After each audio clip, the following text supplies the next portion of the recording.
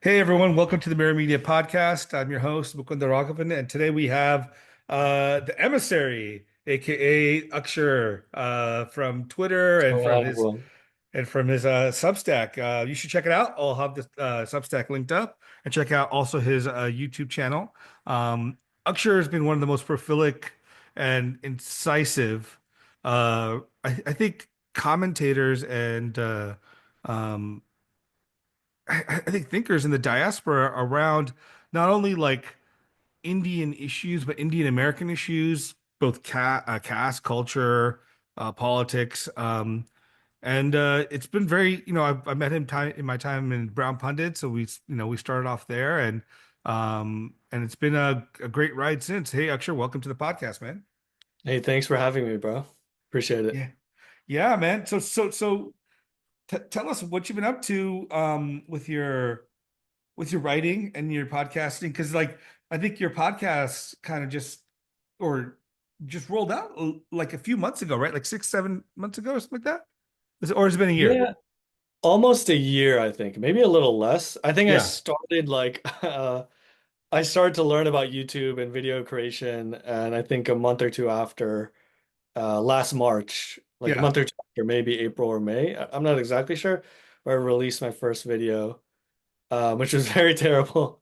And yeah, ever since then, I've been focusing a lot on video creation and just Right. learning video because my background is writing Yeah. mostly. I used to do the Emissary started as a writing platform. Then I went to India for a few months and I noticed everyone has a phone in their hands. And I Yeah. guess for a foreigner, especially, like I haven't been to India. I went last time in like 2012, then I went in 2023, and then 2024. I had a really long trip. And then the long trip, I went across India, Yeah. like Kerala, Tamil Nadu, Karnataka, Maharashtra, Delhi, Gujarat, like pretty a lot of places. Not as much east, but Yeah. a lot of southwest and north. I just noticed everyone had a cell phone. Like even rickshaw wallahs had a cell phone. And like I was saying, for a foreigner, you don't assume that. You don't It's a assume, smartphone too, right? yeah, it's That's a the thing. smartphone. Yeah. Yeah. They're in their car, they're watching the YouTube video while they're Yeah. driving you. If they're chilling, they're watching YouTube. Everyone at the shops is watching YouTube or some type of video like Instagram or whatever, just video, video, video. And that's like when I had like a mental pivot in my head. And I was like, dude, I gotta get into this. Like Yeah. this is crazy. So yeah, I started video last year. I've been Yeah. writing for You've been writing for a while. I mean, I think you started writing on some Brown Pundit, and we did a lot of podcasts. Um, and then, kind of like the Emissary blog started coming off, or the Substack actually, right? yeah. And so what made you even choose the name Emissary? I could go into the whole story behind it. Yeah, It's yeah, kind of yeah, yeah. so dude, in like 2018, I think me and my friends, and these friends were all Indian American and basically like me. I think they're all born in America. Yeah. Um, and we went to a Euro trip and we've been tight for a while, but when you spend 2 weeks with some people, like nonstop, it's a whole different level and you get to know each other a bit more. So some of my friends were telling me like I was really into history and like even some Indian stuff. And back then I started getting into politics. And we would be talking about politics, and then it would go into Indian politics, and then we talk about like some history of some stuff we would see in like Italy or Serbia or whatever. And yeah, I think one or a few of my friends, they were like, you should start a blog. And by that time, I was on Reddit, so I was already like, can I curse or Yeah, yeah, yeah, yeah, yeah. yeah. So I was already like shit talking people on Reddit, like arguing with them, wasting my nights. I like get back from work after a terrible commute, after gym and everything. I go on Reddit and I would just like, go to war on Reddit like a loser. And I started to learn how to write then. Like I was not like I used to do financial analysts. Yeah. I was a financial analyst before. So it was mostly Excel sheets, not as much writing. I studied economics, so again, Right. not as much writing there. But then I started to learn how to write and, rhetoric and win those upvotes, basically. I Right, started right. patterns of what I could do. And I also listened to a lot of hip hop. I've always listened to hip hop. I mean, you're from Cali, so and I'm from the East Coast, but hip hop's everywhere in America. Yeah. And I listened to hip hop so much across my life. that I learned kind of how to write in a certain way. Like I would integrate things I would hear from like Jay-Z or Lil Wayne or like Biggie or Tupac or Drake or whoever and integrate that into my writing. And that would win me like more upvotes and people would like that or people would like certain phrases I use. Yeah.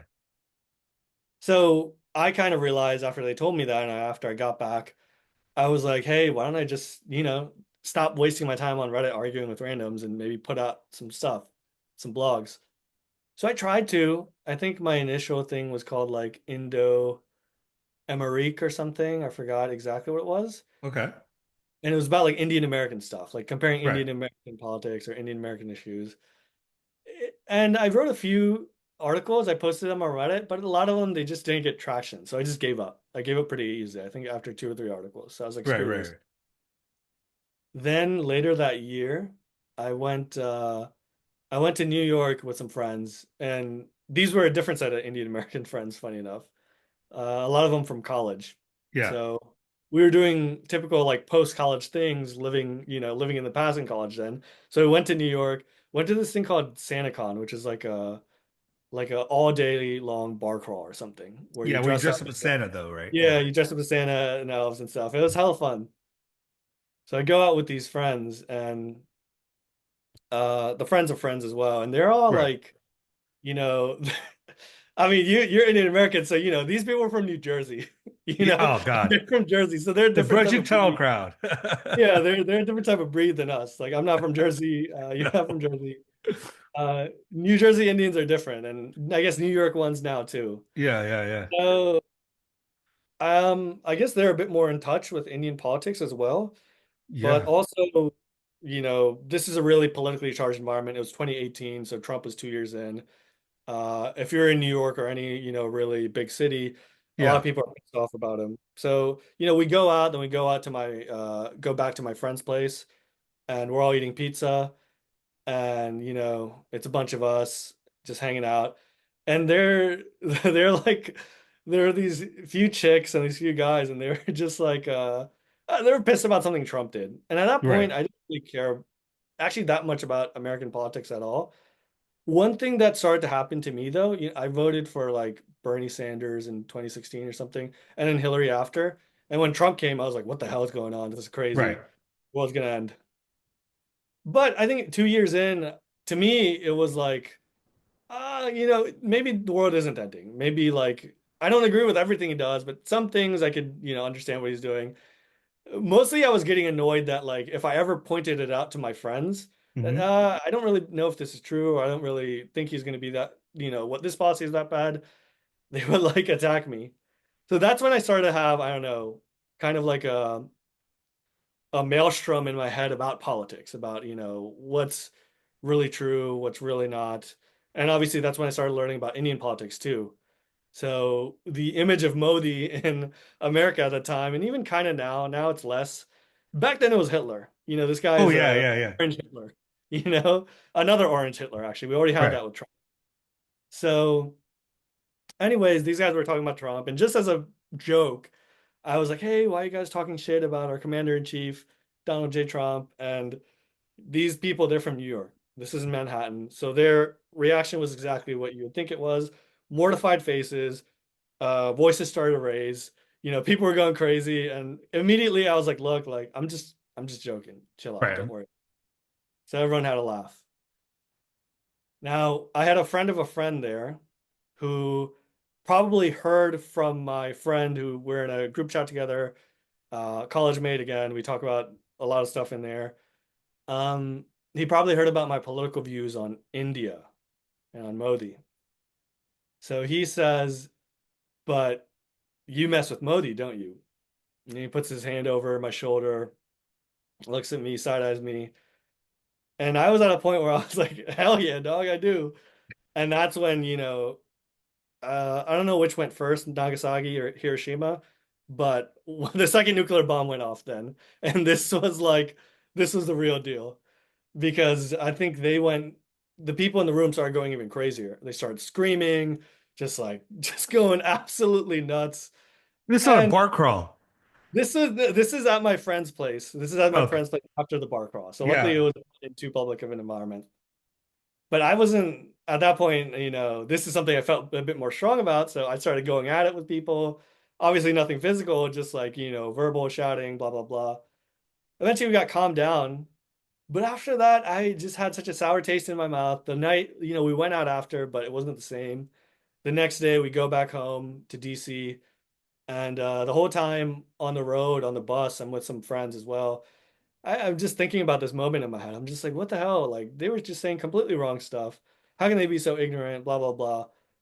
I didn't know like Indian Americans were like this. So I just had a sour taste in my mouth the whole time. I get back home, I get on the computer, I go on YouTube, how to start my own blog. And that's when I start the emissary. I go look for like, you have to find a logo. I saw this cool falcon logo, not the one I have right now, but this was the Yeah. initial inspiration. It was like a cool Egyptian falcon. I was like, yeah, let me do that. And then I was like, what should I name it?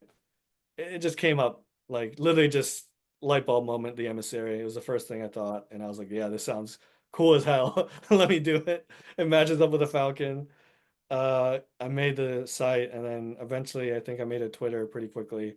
I just started writing and yeah, that's the story. That's how it happened. Yeah, it's so let me ask you this. Were most of your friends growing up Indian? Not not until college, I think. Middle school, like I grew up in a lot of different areas. I grew up like in Maryland, which is very mixed in terms of like white, a lot of black people, more and more Hispanic people came in, some Asian and Indian. Right. Then I went to Pennsylvania in Appalachia, and I was the Wow. only like, Indian person there. So I lived there for several years amongst all white people, basically. Like the amount of colored people you could count in one hand in your school. And then I came back to Maryland, again, a really mixed area. This time, I think it kept getting even more mixed, more East Asian people, more, South Asian or people from the Indian Yeah. subcontinent. A lot of black people, as I said, Maryland has a lot of black people, at least the place I live, a lot of white people as well, extremely mixed. But college, I think I got a lot more Indian American friends for sure.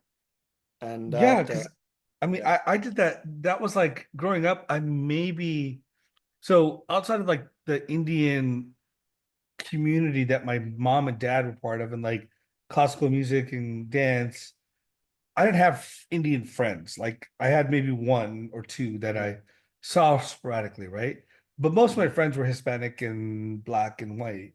Um, and it wasn't until like college, yeah, probably like even my third year in college, actually, frankly, that I had Indian friends. Uh, Hmm. I'll so say this like, with a caveat though. Sorry, go ahead. no, I was I just gonna realized, say, it just touching on your point, and just that you were making when you were telling us about how you came with emissary and your story. It struck me deeply that, and maybe we'll touch back on this, is like how deeply ignorant I think our generation, let's just put it, what I mean by that is second generation yeah, Indians are about India, and 100%. Yeah, yeah, that's for sure. or even like more to my purpose like Hinduism, but yeah, I mean, oh, I think we'll touch on it, but you're about to say something. Yeah, I think I realized it's crazy how I could even forget this.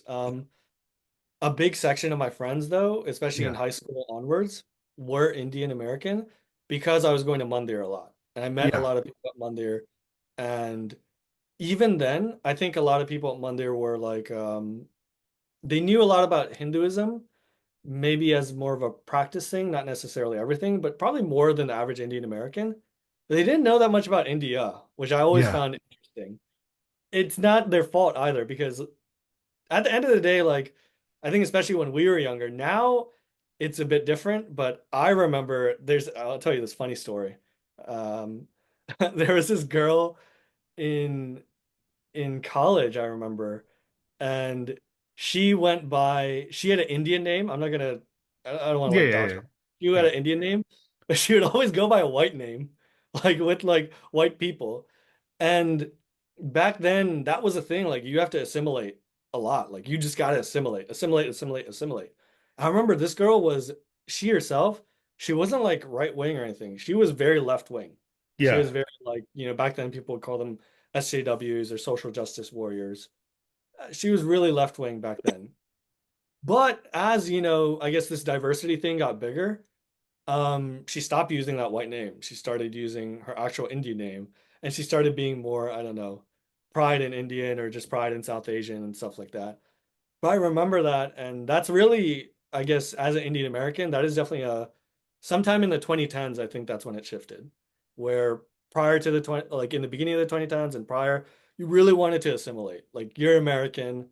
Yeah, you have some Indian in you, but at the end of the day, you're American. Indian American, I think, really became a lot bigger in the 2010s, I feel, with this idea of like racial consciousness, not being race blind, but all races are whatever equal, or your race really matters a lot, and things like that. Well, I mean, I think the in the 2000s, that was my last year of college. I did super senior year of college. I did because I did 3 years in US and I went to India for a year, did education abroad completely out of Delhi University, and then came back and finished 1 year in college here. Um, and that's when 9/11 happened. I think Oh, wow. Okay. yeah, Perfect yeah, timing. perfect time in 2021. I had just gotten back from India, and was like starting school again, right? Like because the college starts around like August, September, and this was right maybe a few days after school started. And I remember there was a deep push at that time for Indian Americans to become Indian Americans. And I Hmm. think that was like, whereas before people kept saying, yeah, I'm Indian, I'm Indian. And then there was this like, there was a market difference. I remember the next few months, how Indian Americans wanted to be American in that context, right? Hmm. Like much more the Americanness mattered. Hmm. Um, and I don't, I mean, this is anecdotal, so obviously I don't know what it was like everywhere, but that's what it felt like to me Interesting. in the circle I was in, just because I think like there was patriotism. People were like Yeah. aligning again with America, and they were like, look, we just got attacked and we have to. But they're also like, we need to. Our Americanness makes us protect our Muslim brethren or Arab Hmm. brethren and Sikh and all this other stuff. So there was this for a minute a really deep movement, political movement, I think, to Hmm. redefine ourselves from just being Indian, because like I mean, this is also the time where we have the really the second generation is coming to formulate it in America. Hmm. The people now we consider like Kash Patel and Vivek Ramaswamy and all these guys were roughly around that time period, right? If you think about like maybe they're a few years younger than I am. Hmm. But I think that's also when there were those their identities became more Americanized in a way because like growing up, you're outside, you're American. You're like hanging out, you're doing your American thing. The more you come inside, you're freaking Indian. Your parents are talking to Yeah. you in like this other language, and for example, take your shoes off at the front door, and then in my Yeah. house, no meat. Yeah. Yeah. So like, and then it was there was God pictures everywhere. Like, I had Yeah. Vishnu here, Lakshmi here, Manu. Like, I'm not. My dad was very religious, so like every single room probably had 6 to 8 Same. Same. pictures, right? So and then so like I'm always like, God's always watching everywhere, like wherever I turn, Yeah. right? Um, and it's the smells of like turmeric and spices in the house, and every time your friends come over, like I remember my friends, they're like, smells weird. I was like, but but that's the thing. It's like you come into my house, and then my dad, like, first of all, I wasn't allowed to lock my room doors. My parents wouldn't let to do it. So like, because one of the things that my dad used to do is he would do his prayers at like 6:37 for 2.5 hours, and then when he ends the prayers, what he does is as he's chanting his last prayers, he walks around with his his tumbler or cup, and then he's got the tirtha, the gel, spraying Uh-huh. everything he walks by, right? So like we're sleeping, even if my friends and I were sleeping, he's like he sprays us. So Yeah. it's Yeah. so this idea of like our Indianness was very profound. And then you go outside and it's like, okay, how do I manage this Hmm. like schism in my like life? And I think part of that shifted for me, particularly around 9/11, where it's like, no, this stuff has to be integrated. I Hmm. can't have like these two worlds go here and go here because somehow I have to be able to talk about both and engage in both properly. So just to, I mean, to cut my long story short, I think this political identity was a big turning point for how I think Indian Americans saw themselves in this country. And I think this is where like you find really the politicization happened in the sense of um, suddenly, you had entirely like most of our parents were apolitical, right? In insofar as like expressing their opinion like openly about things. At least I Yeah. remember this. But suddenly, I think like we find ourselves aligning with either Republicans or Democrats, and Mhm. like making that our tribe in a weird, even if it was antagonistic to us, that was our tribe. Yeah. Yeah, sorry for my little rant and story. No, no, no. I totally get what you're saying. But when I was growing up, I'm guessing you grew up in a blue area too. Yeah. Yeah, like Well, no, I most. grew up in red. I was in Orange Oh, County. really? Oh, okay, okay. But that's a different type of red. That's not like Yeah. Yeah, that's yeah. not Appalachia red or No, some, no, no, no, definitely no, not yeah. Uploader Red. Uh, but at least I guess sometime in your life you grew up or you were in a blue area, right? With a lot of Yeah. Indian Americans, or you knew some Indian Americans in those blue areas. Yeah. Yeah, I mean, to me, most Indian Americans, I don't know about now, but and I guess it's kind of a side, but to me, politics wasn't really a thing till after college. It only became a thing when like Trump got elected, honestly. Yeah. Otherwise, everyone else I knew, they would be like some kind of Democrat, but they wouldn't really care that hard, you know? Right. There's some people who were like Republican for monetary reasons or, uh fiscally conservative, socially liberal. You'd run into those types. But it wasn't that tribal until Trump came, and then now I think it's either the same, maybe slightly toned down, or slightly more like across. But when Trump came, you'd have a lot of very ardently blue Indian Americans. Hmm. Uh, Basically, everyone I knew, anyone who's a Trump supporter would whisper, basically, at least where I lived. Yeah. No, so it was interesting for me because when Trump was elected, I had moved to India for 2 years, for a couple of years, and lived in India, Oh, okay. working in India. So for 2015 to 2017, I was working and living in India, which was a great experience. Like, I mean, aside from my 1 year where I lived in India by myself in college, Mhm. um, the year of working, I mean, 2 years of working, living, and building a life in India was very fascinating to me. I That's learned awesome. so much about the culture from the ground up, and like Mhm. I mean also, but I lived in a bubble of Bangalore, which is a little Oh, different than the rest of wow. India. Wow, Yeah, that's actually even better, actually, in a way. yeah. So the campaign, the entire campaign happened when I Yeah. was in India, and Uh, so I'm watching it from American lens, but like an Indian world, thinking about how this like these politics play out.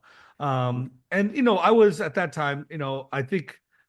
I mean, I'm not a Trump fan, just frankly, for across the board. But like, I despise the man at that point. Like, and I think just because his character was so, I thought it was so low, and like, is this what America has come to, where we have this kind of, Yeah, yeah, uh, I uh, know, I you know know, exactly what you're saying. Yeah, yeah. it was less concerned about many of his policies Rather than because his character. his character, Yeah, right? yeah. And then so like and and then I actually did think at some point like I've shifted my opinion on that on things like racism I don't think Mhm. he's a racist. I think he has idiot people around Goodness. him Yeah, that might be racist, but like he's not. I yeah, don't think yeah. he is. And I think like also he's bombastic. But going back to this point, watching it from the moment where I'm in India and seeing how people in India respond to this, right? Like there's a and how they're thinking about it was really interesting to me. Like some people were like, how can America do this? How can they elect this person? And other people were like, oh, this guy's a strong man. America needs a strong person. So it's Yeah. very interesting. I mean, there's some crossover with how Americans view them to Indians view them, but Mhm. just what perspective, I mean, what I mean by that is how Americans saw their own society versus how Indians saw American society at that time was very interesting. And for Mhm. me, I thought, it was yeah, and I think so I didn't have the same experience probably you had being in Mhm. America dealing with probably the fighting back and forth around this. Yeah, I think the first 2 years were especially like I remember when he got elected. I just came back from the gym. I was playing like Call of Duty with my friends, and I had CNN open on a laptop next to me. and they called it early. They called it very early, like Yeah. 6:30 or 7 or something crazy. And we just could not believe what was going on. Like I remember the day before, the week before, I was talking to my friends in the group chat or whatever, and thank God I did not make this bet. But I was like, I would bet everything I have, which wasn't that much at that point, to be honest. I just started working, that Hillary's gonna win. And she didn't. She lost very early. And those first 2 years, it was like, is America done for? Hmm. What does everything come to?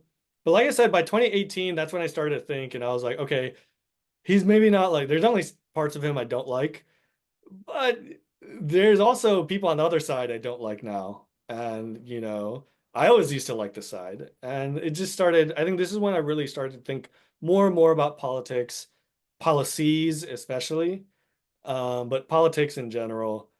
And then once I started to learn more about India, especially as I started writing about it and just Right. constantly consuming and everything, that's when I started to think about just all politics very, very differently. Yeah.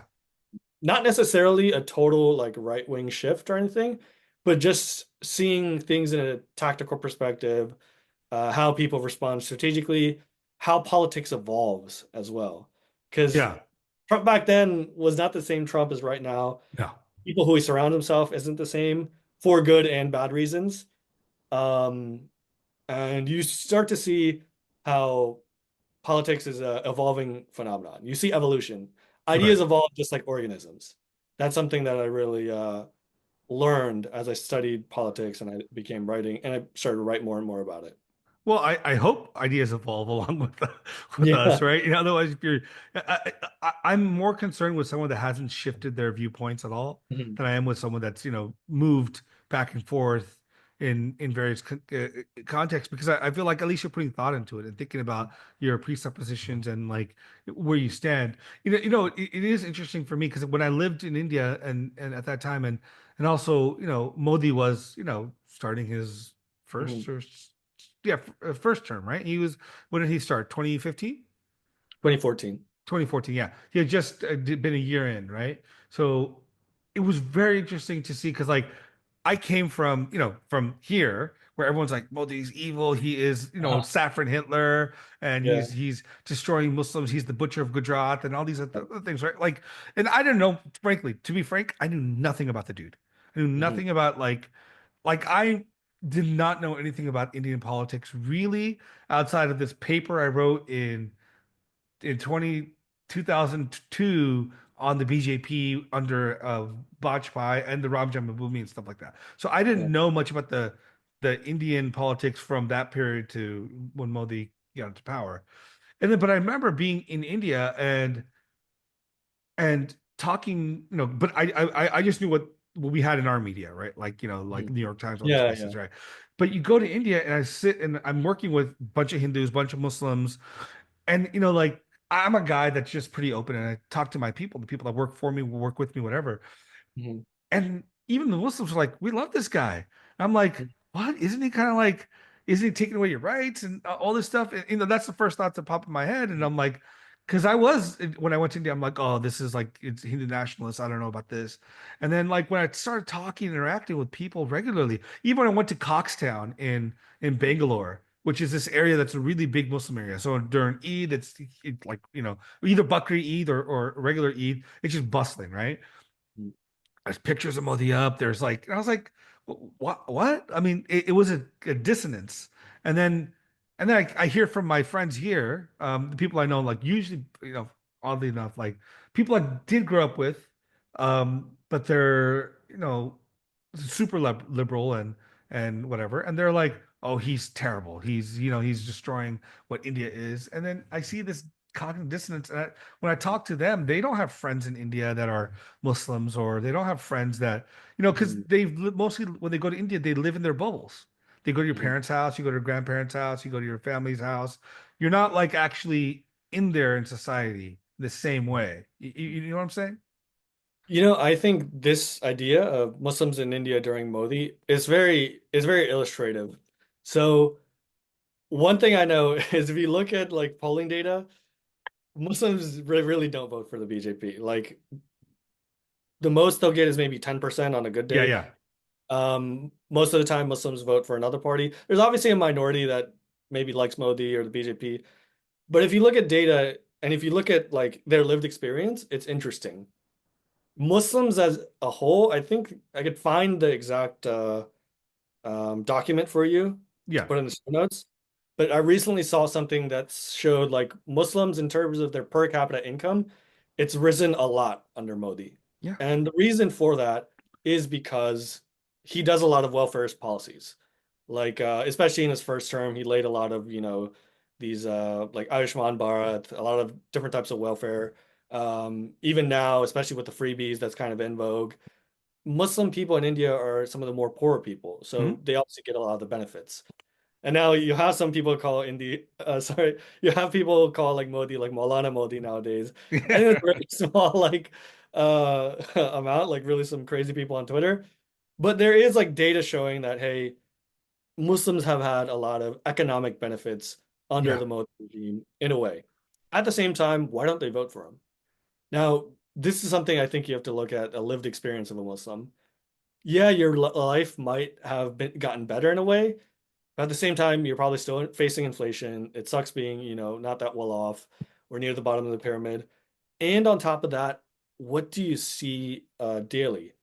And when they open WhatsApp, what do they see? And Mhm. maybe this is also literally what's in the reality. They do see a lot of very ugly stuff on WhatsApp, on social media, and maybe in real life too.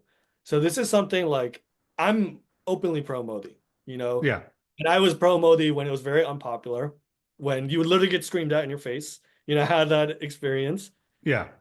But I will acknowledge, like, I understand why a lot of Muslims don't like Modi.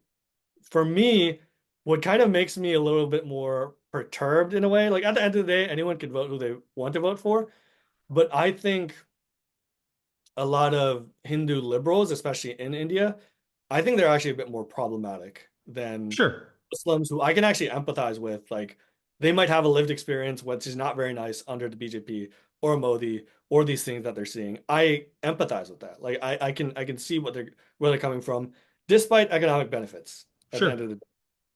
And I'm not backing down here that I think I wish that economic benefit was more of a factor, but whatever, it's not.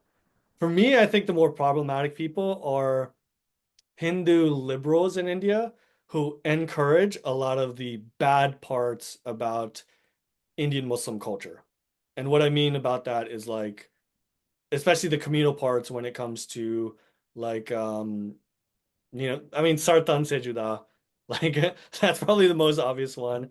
A lot of I think the Islamic leadership as well, Indian Muslim leadership, they kind of have it's like a handshake between them and Indian liberals.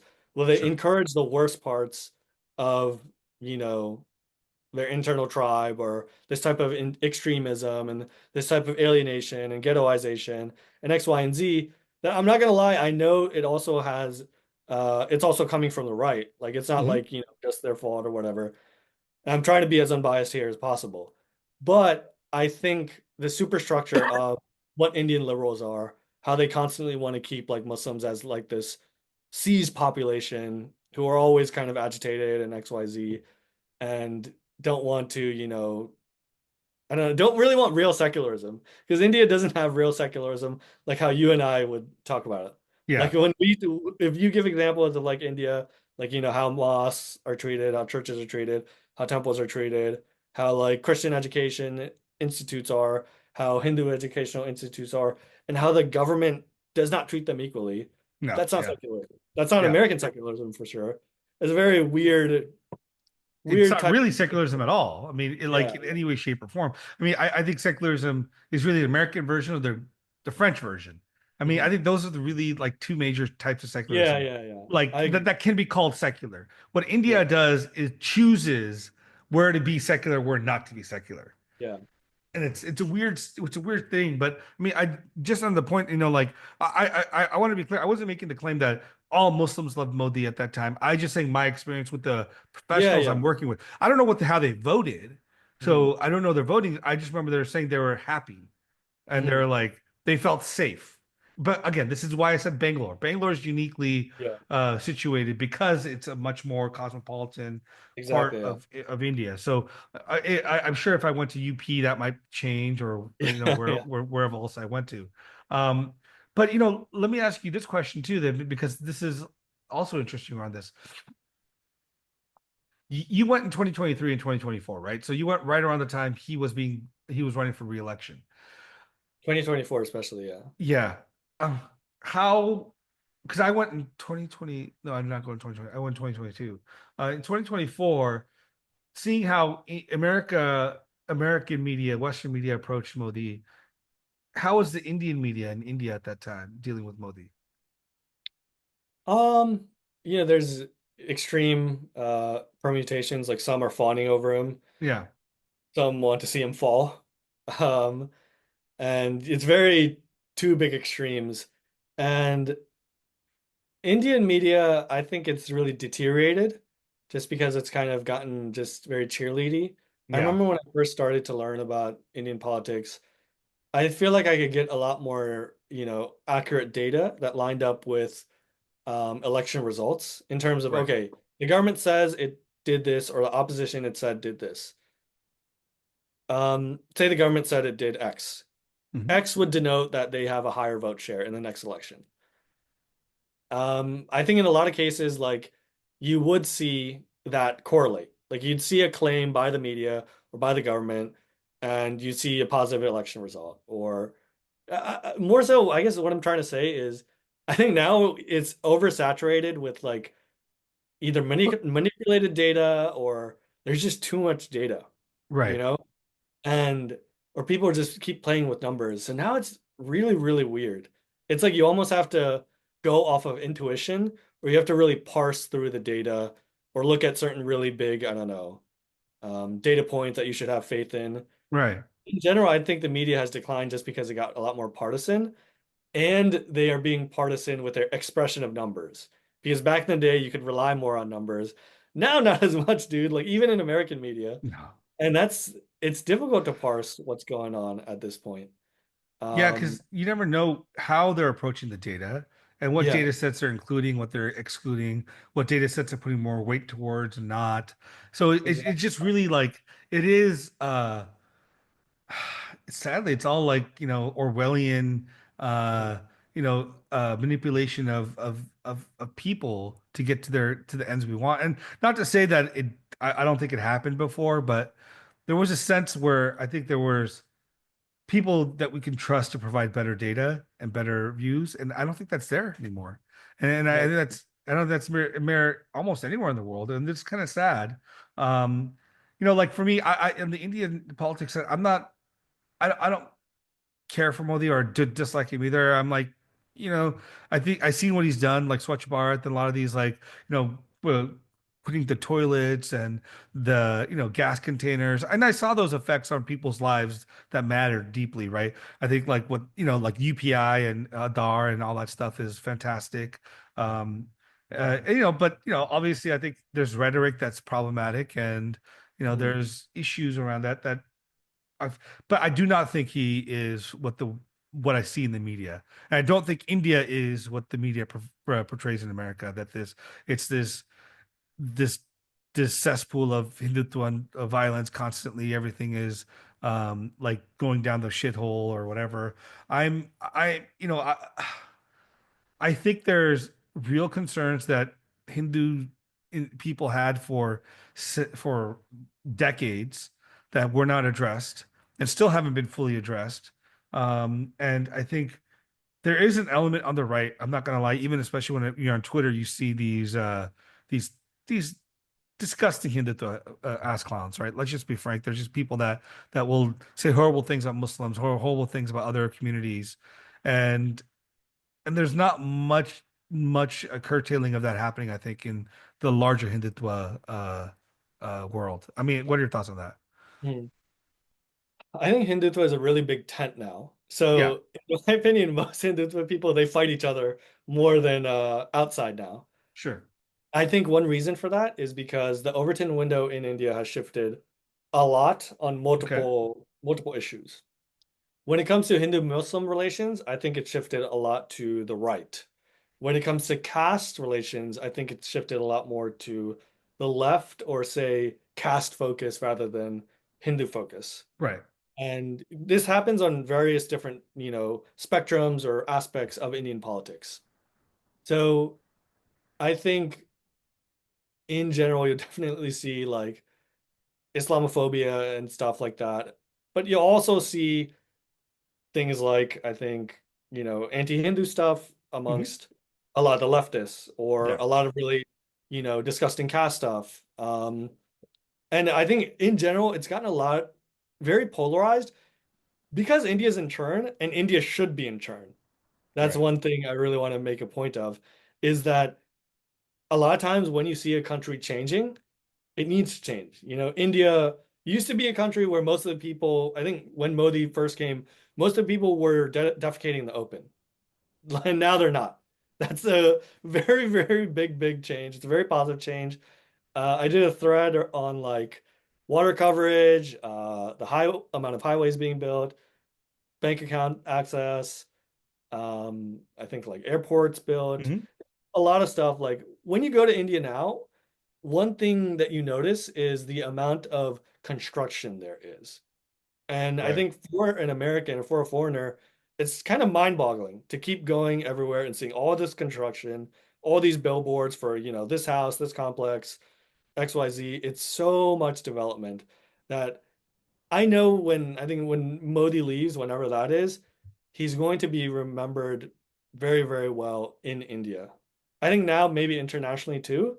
Yeah. Uh, I think a lot of the sentiment about him being Hitler has like cooled down, or it just hasn't stuck, because he's not like he's just, I think he's like actually like his expression as a prime minister in most cases, 8 out of 10 times, or 9 out of 10 times, Sure. he's a secular statesman. You He know, is. That's fair. when people call him like Maulana Modi, some of these really right people, they will do like maybe a picture of him like laughing with Muslims, or like wishing Eid or something like this. And I'm not saying that's like all he has to do or anything. Yeah. This guy is not like some extreme Islamophobe that like No, I just don't think so. genocide 200 million people or something like that. Yeah. That's just not what it is. I think there's complexities here though. And one thing you have to do, I've realized in terms of media curation, in India, the right-wing media has been very ascendant in the past 10 years. It used to be Hmm. almost like nil, nearly. But right-wing media, it thrived off of outrage. And a lot of it is justifiable outrage. Like just crazy stories or crazy laws, especially like crazy stuff the judiciary does, or some new laws some Yeah. state does. So it's thrived a lot on outrage. Now some outlets are changing and maybe either moderating or curating into more like insightful stories or whatever, or new outlets are coming about. But it's still, in general, the right-wing ecosystem thrives off outrage. And Hmm. now that outrage is like boomeranging back onto the BJP. Like the BJP's caste is not Hindu enough, or X, Y, Z, not fulfilling their mandate. So Yeah. there's a lot of, I guess, kind of black filling, at least online. But my point with that is, if you really want to see what the BJP and the RSS more so is doing in terms of institutional change and Hindutva spreading, you have to go to places like The Wire or The Caravan. Yeah. The reason I say that are these more extreme left-wing outlets. And the reason I say that is you have to think how left-wing people think in general.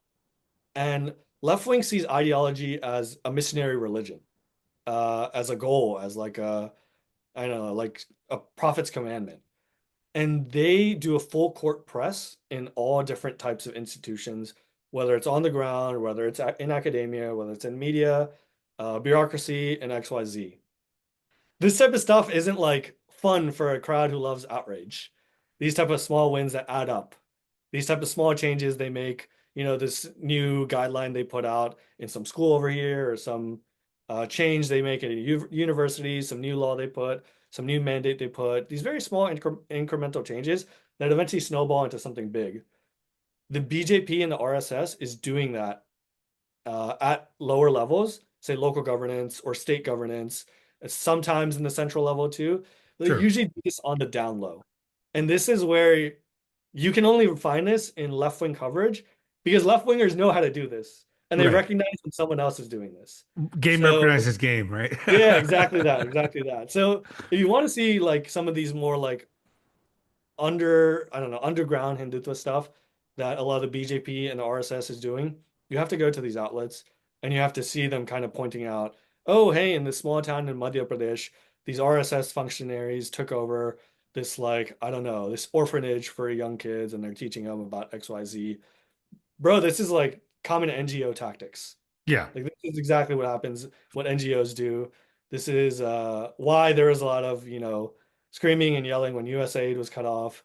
You really get to see another group besides like I think Scott Alexander calls it Blue Team. This is a blue team. Have you heard of this? Blue No. team, Blue Tribe, Red Tribe, Gray Tribe.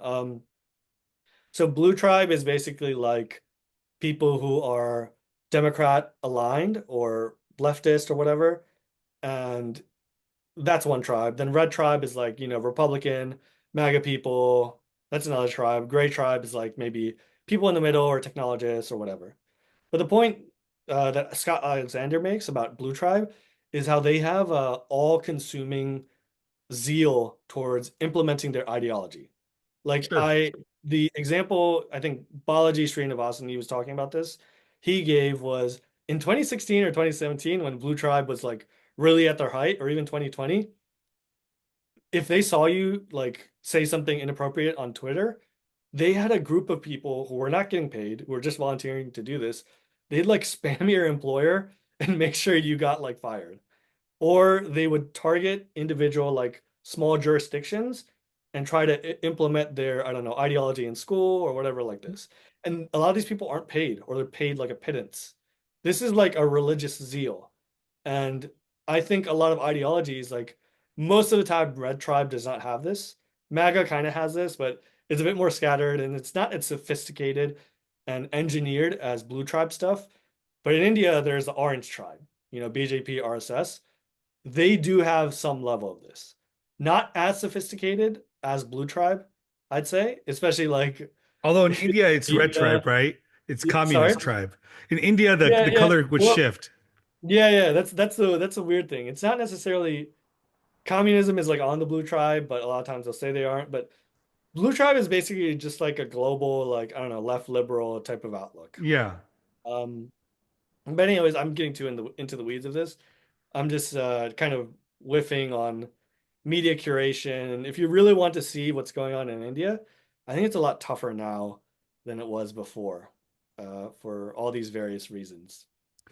Yeah, that's that's interesting for a couple. I think for a couple of reasons is if the right is picking, are these tactics that they're picking up, or do you think these are tactics that they've always had, the RSS and BJP? Part of it is baked into the RSS, especially. I mean, they're like a volunteerist org. Hmm. So they've always had people who will get on the ground, do a lot of work, do these social causes and XYZ. Now, though, because of sustained time and power, they are, if they're a beast, now they're a behemoth. They've just gotten more money, gotten more exposure, started to, if you want to see it from a leftist perspective, they're putting their tentacles into all these different areas of the government and into the private sector as well, Right. into NGO spaces. Um, I think in the past they had this capability, but they were one, smaller, and two, I'd say they had a lot of pressure from the center, from Congress governments. I think they were banned a few times. So they didn't have this kind of free reign or collaboration with a party in power like the BJP that they, as much in the past. Yeah. Yeah. Um, what are your thoughts on the RSS being like this paramilitary organization? People say that they're kind of neutered now, Yeah. because they've gotten a lot more professional. And I think it's also, in a way, power can civilize people. Do you know what I'm Yeah. saying? Like, when you're in power, a lot of times you're not as like, there's a phase where you're a rebel and there's a phase where you're empire. Yeah. A lot of times, you have two different type of movements there, or two different type of expressions. People who are in a rebellion phase or an opposition phase, I think they could get away with a lot more, rough activity. But once you're in an empire, or once you are empire or person in power or party Yeah. in power, you have to show a bit more decorum. You have to play by a different rule set. You have to do things maybe a bit more hush hush rather Yeah. than be able to, get away with things while you're a rebel or this, underdog in power. Um, so yeah, I think that's a big factor here as well. I It- think they're like, I think if anything, they give those tasks. And again, this is something, if you go within the Hindutva space and you look at the chatter intra-Hindutva, between Hindutva, something you'll something that will come out is that the BJP/RSS has neutered other Hindu organizations and told them to cool down and told them to not be as rowdy or not do X, Y, and Z, not be as much street muscle, I think is yeah. what they've uh they've neutered the street muscle or Hindu street muscle. This is a sentiment that you'll come across. How true is that? I don't really know. I just know that there are less riots in India than there are prior. I think Shamika Ravi, she put out a tweet that had the graph where you see a huge drop in riots in India, especially during BJP rule. And that's been doubly true for Modi, if I remember the graph correctly. Again, I could send you that. Um, but yeah, there's less riots in India. Like that's just a fact. Yeah. I Uh, mean, it's not it, some like Nazi genocide happening in that country or like so constant. So yeah, a couple things. I mean, your analogy of a rebel and like empire is interesting because it reminds me of Chanakya's idea of a, a Raja versus a Samrat or Chakravartin, right? yeah. A king that's always fighting until he becomes a Chakravartin, and then he has got it's a very different view, right? You always have the Mandala theory as long as you're in a constant state of war and things like that. It's a good point. The other thing, you just brought up around this street power and riots and violence that is interesting. I mean, I think people on the left would say, yeah, that's because the BJP stifles any sort of dissent or expression. Therefore, the chances of this kind of stuff happening is was way Yeah. less. Um, I mean, I think that's an argument. I don't, I haven't studied this stuff deeply enough. So I don't have a position on this. But my sense is like, I do think during the BJP, especially the Modi time period, there's been a lot more economic growth and stability brought to most people in the country that has led to less friction between castes and religions. Um, what are your thoughts on that? I think that's uh definitely partially true. One thing that a lot of people, what you just said, they'll immediately say is, oh, in 10 years of UPA, the growth rates were higher or something like that. Yeah. I think just with this past year, I don't think that's true anymore. And the other aspect of this is that when the UPA had the 10 years of pretty decent growth, it also came on the back of a lot of inflation because of Mhm. their policies. They just were not fiscally irresponsible.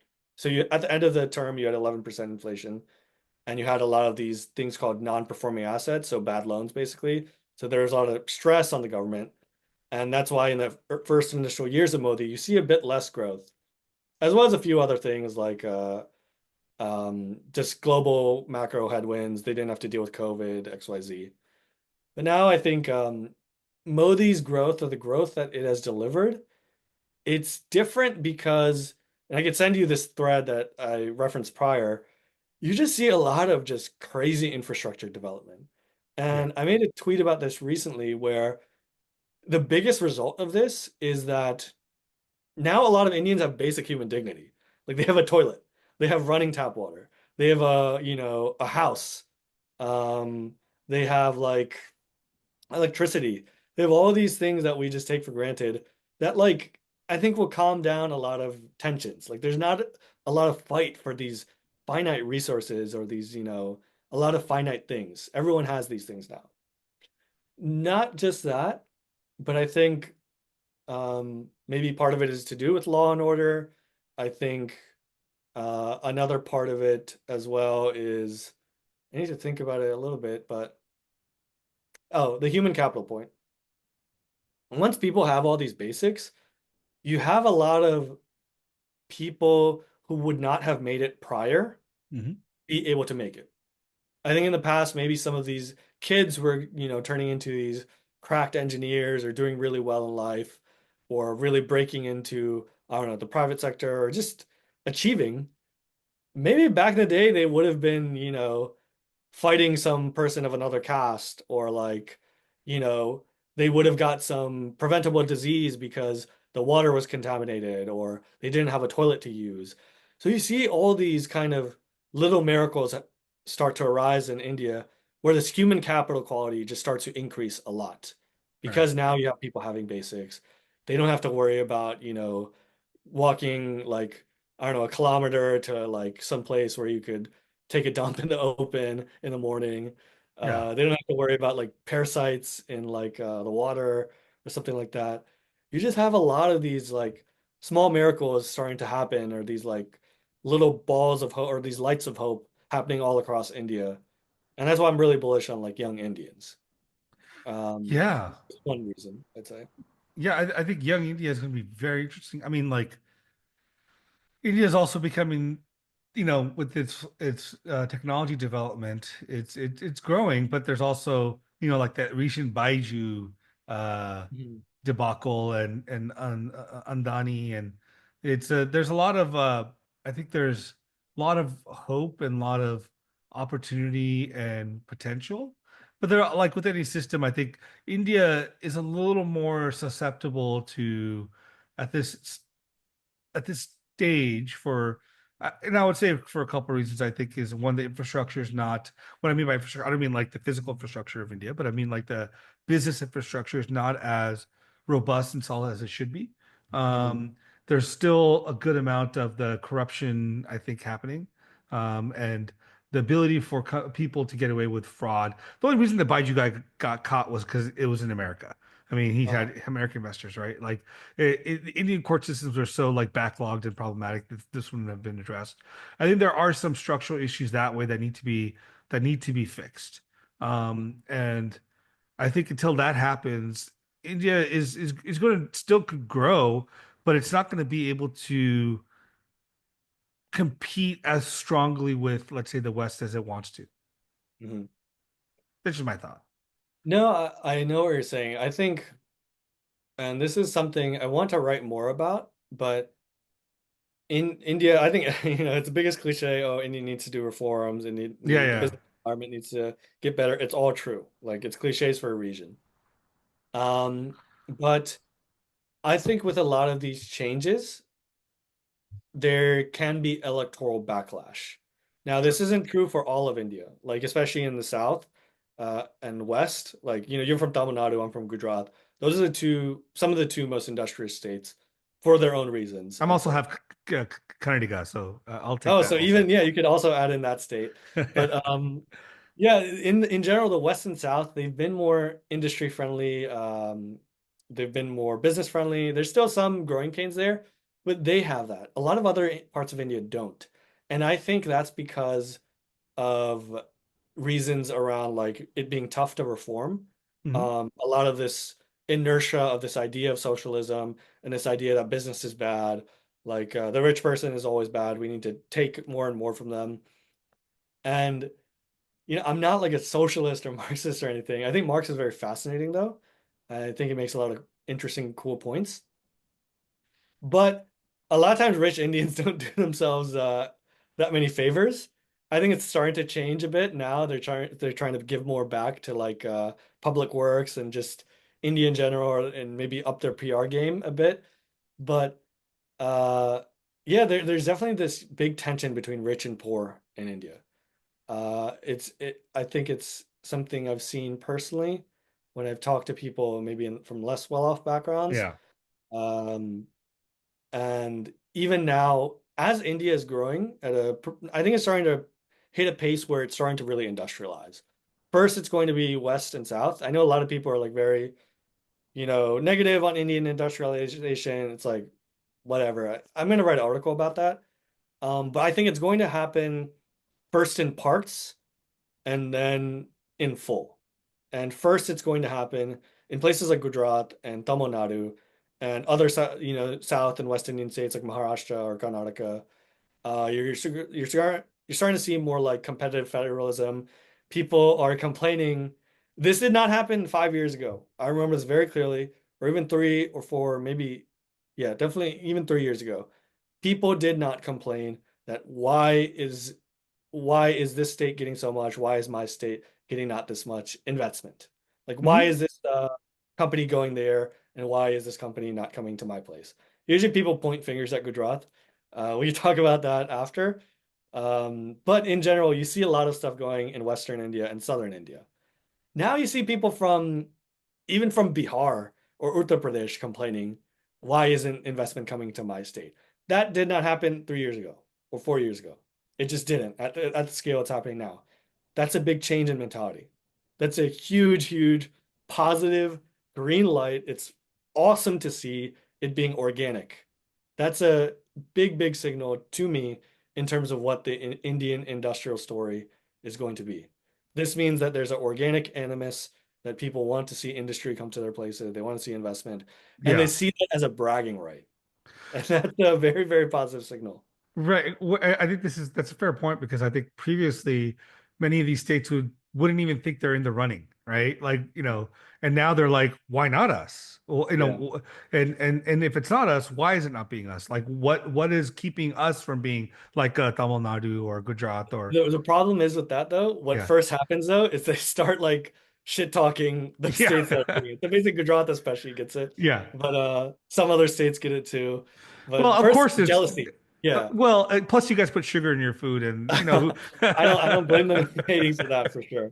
But yeah, first it's jealousy. First it's like an ethnic, which is bad.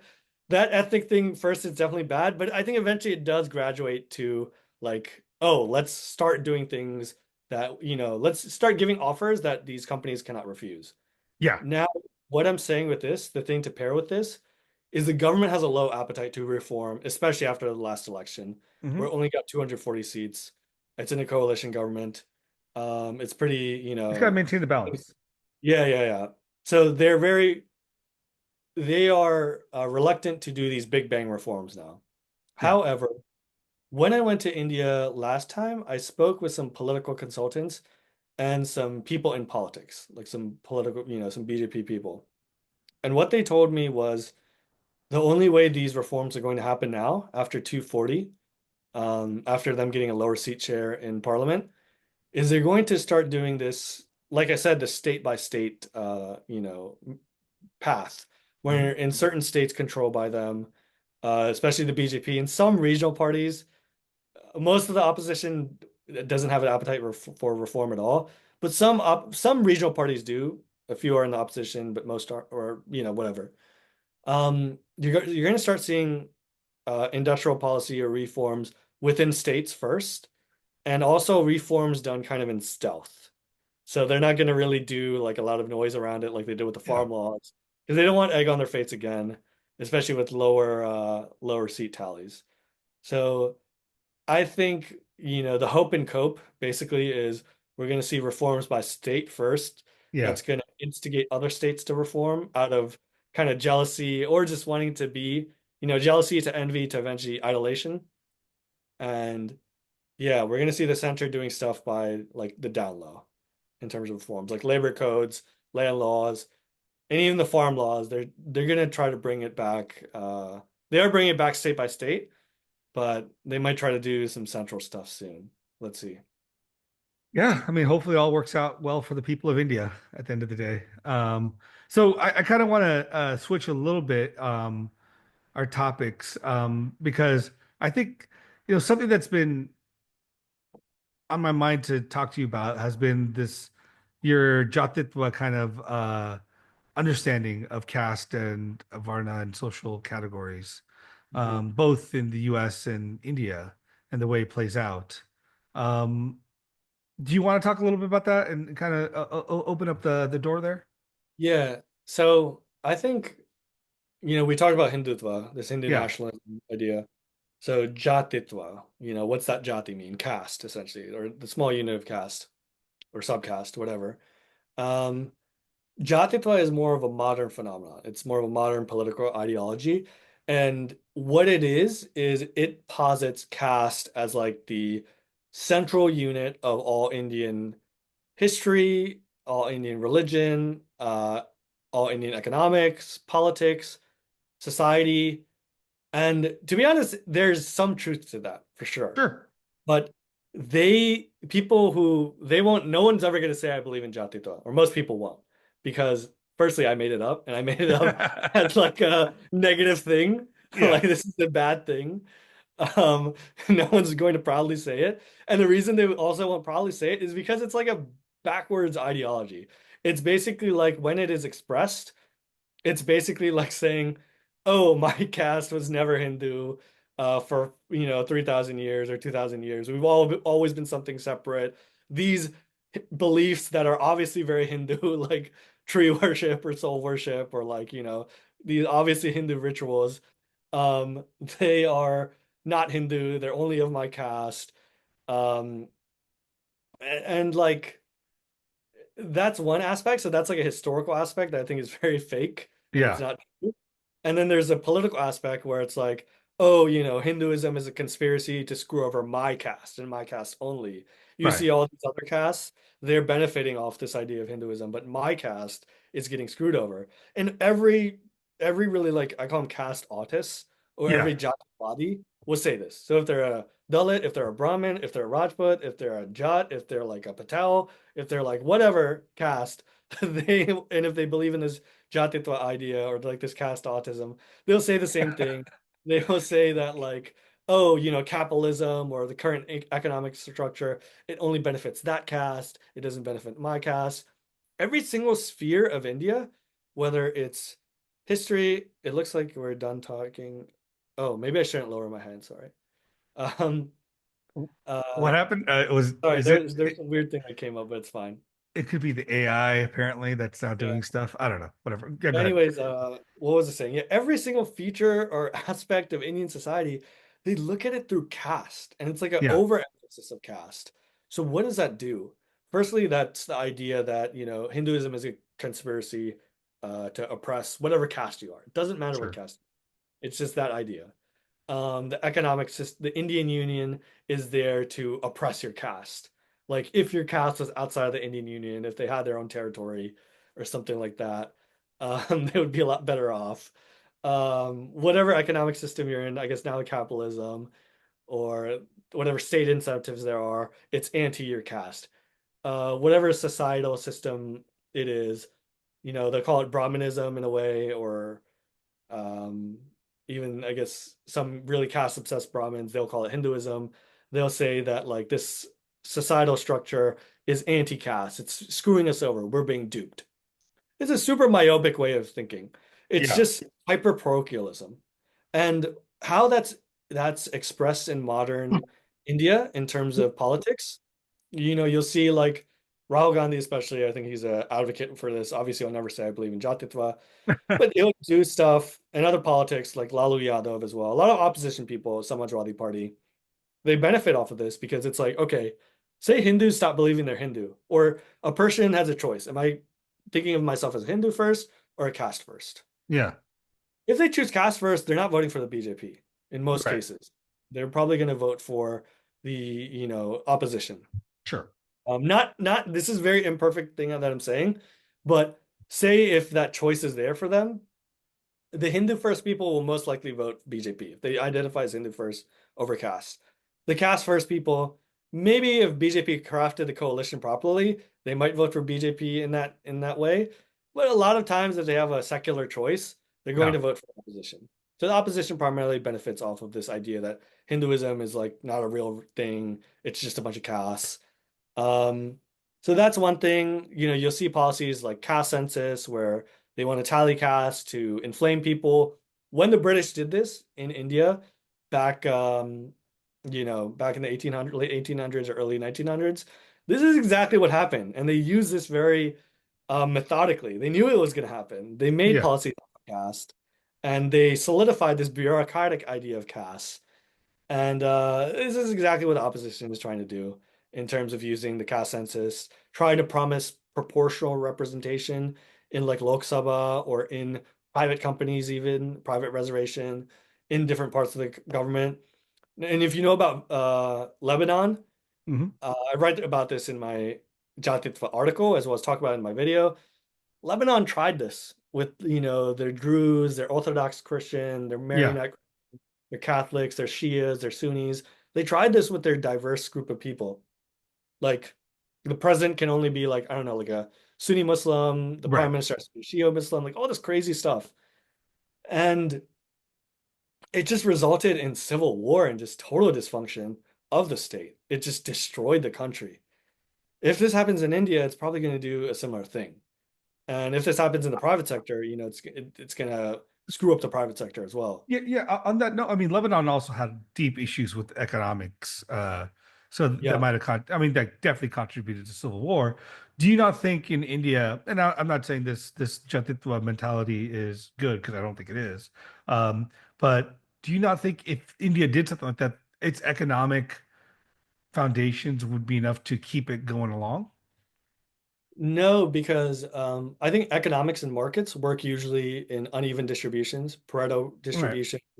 Nassim Taleb talks about this in Black Swan a lot, or just a lot of his work.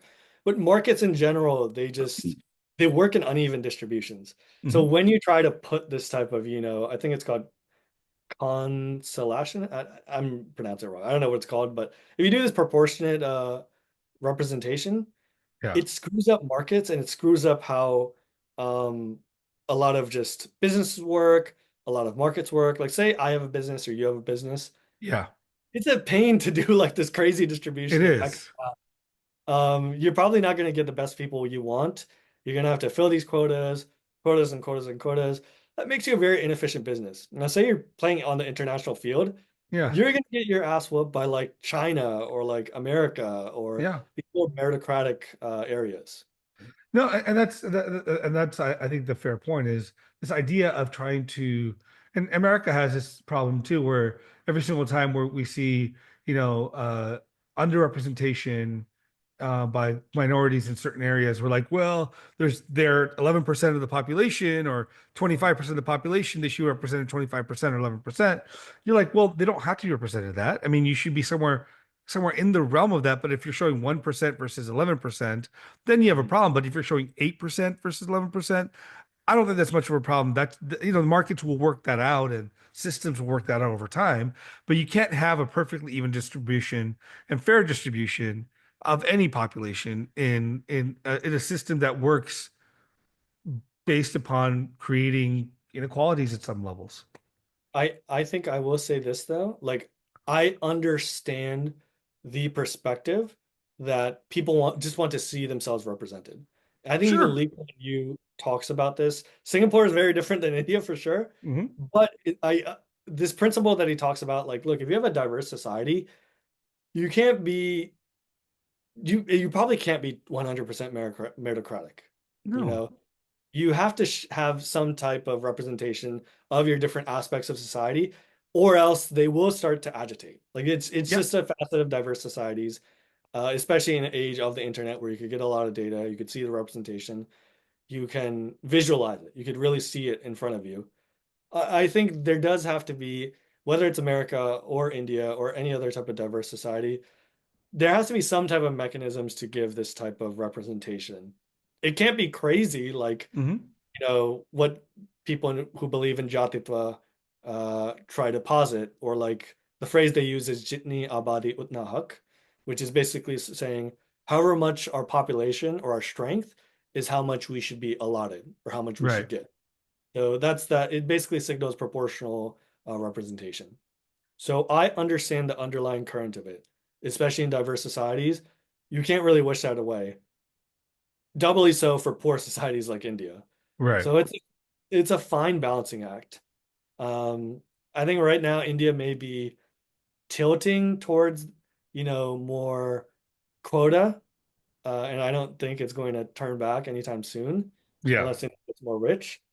The light at the end of the tunnel, though, or the golden goose, is India's private sector. I think India's private sector has a lot of meritocracy, save for maybe some nepotism, but overall Hmm. it's pretty meritocratic, I'd say. So in your concept of Jatitva here, do you think India is Jatitva, or this is what, let's say, the left wants it to be?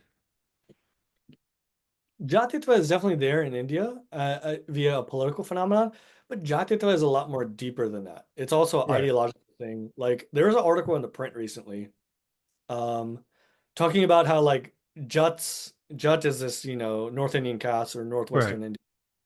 They are always separate from Hinduism, and I gave the example of like ancestor worship or something like that, Right. or and they say that ancestor worship is not Hindu. And it's bullshit. Like you obviously know like what Pitru worship and stuff. Yeah. Yeah. Read the Mahabharata, if you read anything, the Bhagavad Puran or the Vedas themselves, Yeah. ancestor worship is integral. As a Hindu, me or you, Yeah. I'm Gujarati, you're Tamil slash Kannada, we Yeah. come Yeah. from caste. We both do ancestor worship, no Yep. matter what. So they do these obviously falsities, that like this part of their caste worship or their religion, it's not Hindu. The point of that is to bake in a separation of Hinduism. Right. So caste politics was always there in India, but this is a sociological, if not academic project that's trying to go one level deeper, that's trying to make these castes say that we're not Hindu, we were never Hindu. They really want to force an exodus or a separation, and Yeah. they want to use politics as a lever for that. When you say it's academic exercise, what do you mean? Like, and where is it coming from? Mhm. I think if you go into leftist spaces, especially leftist Indian spaces, they are extremely explicit that they know caste is a lever to break Hinduism. It's a lever to break Hindu unity in terms of politics as well, but even Hinduism as a whole. Right. Um, so they will talk about ways that, hey, we need to frame this certain caste as separate from Hinduism, and it's always been separate from Hinduism. Now, there's probably some truth that maybe a certain caste was not part or certain tribal group. And again, we have to understand castes, some castes are pretty modern. Some castes they're an amalgamation of people that only happened in the past few hundred years Yep. or in the past 1,000 years. They're not something that was always there. That's I think there was in my recent video, I put a graph about founder events, which is basically like when a population becomes distinct. Hmm. And the sample size they used was fairly big. I think it was like 20, 30 casts, maybe even more. Most casts are made in the past 1,000 years or 500 years. Like they're not that ancient. Yeah. So these ideas of caste and even Hinduism, they are like liquid, they're not necessarily structured. They're liquid. They join, they separate, they come together again. Um, so yeah, maybe there was a time where part of a caste ancestry was not in the mainstream Hindu fold, but then it got integrated, and part of that caste ancestry was in the mainstream Hindu fold. We're all very mixed people. Even DNA shows us that.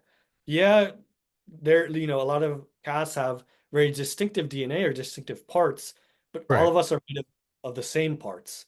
And I think it's the same in terms of Hinduism or Dharma in general. You're like more of an expert on especially ancient Indian religion. And in ancient India how Buddhism, Jainism, and Hinduism, they borrowed from each other a lot. Oh yeah. Like they borrowed a lot from each other. And that also happened, I think, across Indian history. There's this constant borrowing. Um, And, I and like to and think of it as like DNA and stuff. There's constant interchanging and things like that. so I So, just did a podcast with Dr. Arvind Sharma, right? You know who mhm, Arvind Sharma is. So he's a professor out of McGill University, professor of religion, Hindu studies, whatever. And he makes this, I didn't think about this, but it's a very fascinating point that like even in the time of Manusmriti, the most hated text by most of these leftists who probably have never read the text, but nonetheless. So what Manu's trying to do, what he's saying is, in Manu's time, there's already all these jatis. There's mhm, hundreds of jatis, dozens of jatis. What Manu's trying to do is merge them all into a Varna framework, saying they all come from the same source. So mhm, it's taking even the communities that might have been peripheral, outside, whatever, but try to mhm, make them all part of one world. So mhm, it's this idea of integration and familiation of these communities. mhm, So, I think this is the idea that Hinduism is also built by by unification, right? It's not like it necessarily it's like one to many. It's one to Yeah. many, many back into one. And there's like this weird, like playing out of these things. Mhm. And I think it's interesting because it shows a constant drive within the Hindu mind to integrate as many things into its world and its framework so that it can maintain and hold it all up. And I think even with this caste stuff, which is interesting, from a sociological perspective, is even if you're a Muslim man or Christian, somehow Hindus think about bringing you into their fold. Mhm. You know, like Savarkar's concept of what Hindu means now. Now it includes anyone that thinks of Bharata as their home and place. It's this idea of bring people into this fold, keep them what they are as much as you can, your uniqueness, but bring them into this whole. I think that's a unification project that's been going on since I think probably the time of the Vedas. There's a so recently I've been compiling this thread about it's called The India They Saw, and this is volume 4. Oh, This yeah, it's great stuff. and it's in the 17th or 18th or 19th centuries. It's around that time frame. And what you'll see, I think recently maybe I tweeted this out, but there are accounts of Hindus, and this was recorded by multiple people. I saw this, but they're the same account. It's basically like they're bewildered, and these are Europeans. They're bewildered that Hindus, they automatically just start worshiping whatever's around them.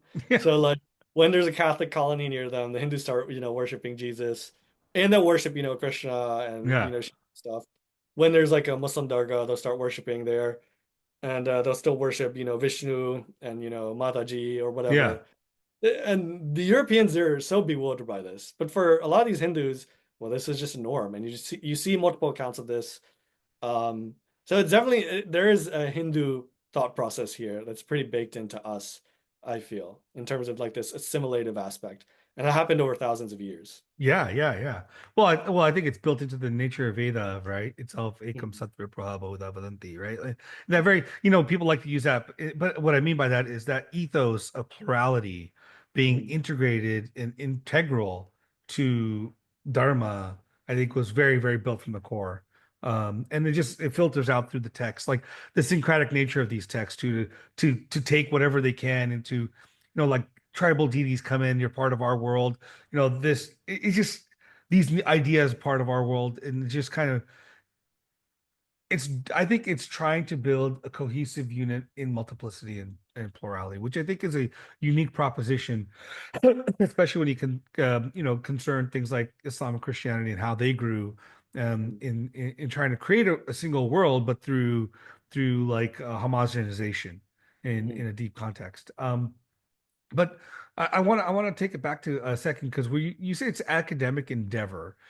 Mhm. Do you think this Jatitva is something that's pushed more in the West or in India itself? And yeah, I mean, what are your thoughts? I think it's definitely there's a lot of Western academia who's um, pushing this in general.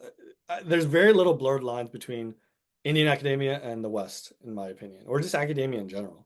Okay. Um, and I think, like, if you search Jatitva actually on Twitter, you'll see Suraj Yang use that word.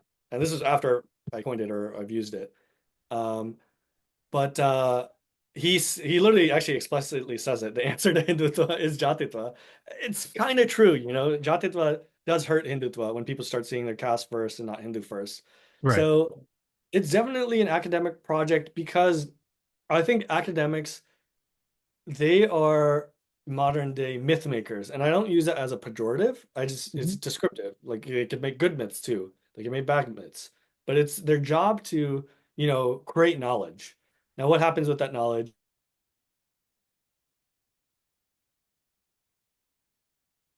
Well, when it comes to academia, they're pretty well connected to media. So now a scholar starts to distill it into a media interview, into a podcast interview, into textbooks. And then from there, this content gets repackaged into video or a Yeah. documentary. And then maybe that documentary might influence a film writer who now makes a film based onto it. And simultaneously, you see a politician watch this film and he Right. starts to, parrot those types of points. So it's a funnel. And there's nothing necessarily insidious about this whole funnel. It's a natural human process Right. of spreading ideas. But I think the root of this funnel, or the start of it, they're very deliberate in what they're doing. They know where it's going to end up at. They know that the politician is going to use this type of specific rhetoric. They're going to, coordinate with companies. I mean, you see it with the quality labs. Like their end grift was going to be, I think they mostly failed at that, which is awesome. But fingers crossed. Let's see if that stands. I think their ultimate grift was they were trying to go into tech companies or just American companies in general, American institutions, and have themselves get paid to educate people on, the horrors of Hinduism, not on caste. It's Hinduism. That's their end goal. And this is what Jatitva's end goal is. It's to break apart Hinduism to gain a marketplace, to gain Why do they a want level to of break up? financial. But why do they want to break up Hinduism in your mind? What is it Hmm. about Hinduism that is different from Christianity, Islam that they want to break up? I think part of them, they genuinely do believe Hinduism is caste and caste is Hinduism, and caste is just caste oppression. It's just, this horrible system that was antebellum slavery like for like 3,000 or 5,000 years. Right. It's rigid, it's a pyramid, it's not changing, it's just like the worst thing ever. And there's obviously terrible things like untouchability. I think one idea I have in my head is that I think caste also, the rigidity of caste, it led to a lot of stifling of innovation and certain maybe, I don't know, economic dynamism that maybe India should have had, or innovation, or just like, tech or whatever. But this is like I'm not really on hard ground with this idea. It's just an idea that I've been thinking about and talking about with some people. But there are definitely some downsides to caste. A lot of downsides when it interacts with democracy, especially in the present day. I think it has a lot of negatives today, but it's not antebellum slavery for 5,000 years. Like it's just not. And I could say this as someone who's like technically a Shudra. In their worldview, and me and my ancestors have been oppressed, and I'm still being oppressed for 5,000 years. But like that's not like true. Like a lot of the genesis of certain castes, say my caste, it came from multiple groups. Some of them were less well off, some of them were well off. Then my caste did some oppression. Sometimes it was less well off. You see so much variation within the story of one caste. Mhm. And that's the same thing with so many different castes. You cannot with a straight face say that this was slavery. I think that's just extremely dishonest. And that's what they're trying to basically, they want to make critical race theory into critical caste theory. Right. Point to point, every single thing they want to copy. And it's just not like, critical race theory itself, I think, has some issues or various issues. But this is race and caste are very different things. Um, Right. But they try to, it's funny because they made that book by Isabel Wilkerson, Wilkerson, right? yeah. The Cast Origins of Our Discontent or something. And then the movie they made that, similarly based on that book is trying to make that equally the same, right? Caste and religion are I mean, or race are no different.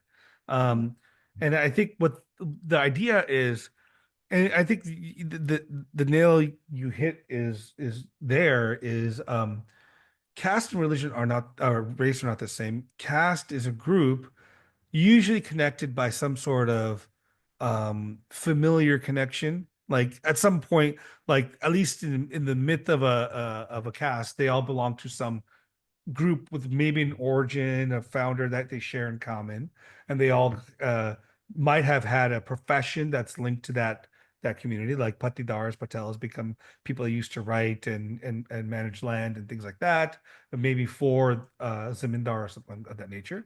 But there's a connection between genetics, occupation, and class. That the class part is what I mean by class, not economic, but like social, like where one sits in a society. those three things determine, I think, what we would call caste. And in other words, we're just calling it a tribe, a group Mm. of people that align together. And then we're saying that tribe has a certain economic class that comes with their wealth. Because, for example, like you find many groups that you would now consider Dalits historically, if you were, a butcher or a hunter or traded in animal skins, you had guilds, you had shrenis that would allow you to have power within a country or within a region, political and economic power. And what in fact you find is, if you look at someone like read Cynthia Talbot or Catherine Braley, you'll see that through their communities and OBC communities, what we call OBC, whatever today, they became kings. They became ruled massive kingdoms. Kakatiya kingdom, Nanda kingdom was a Shudra kingdom. So you find these communities, but they also maintained that they were Kshatriyas, but also their caste.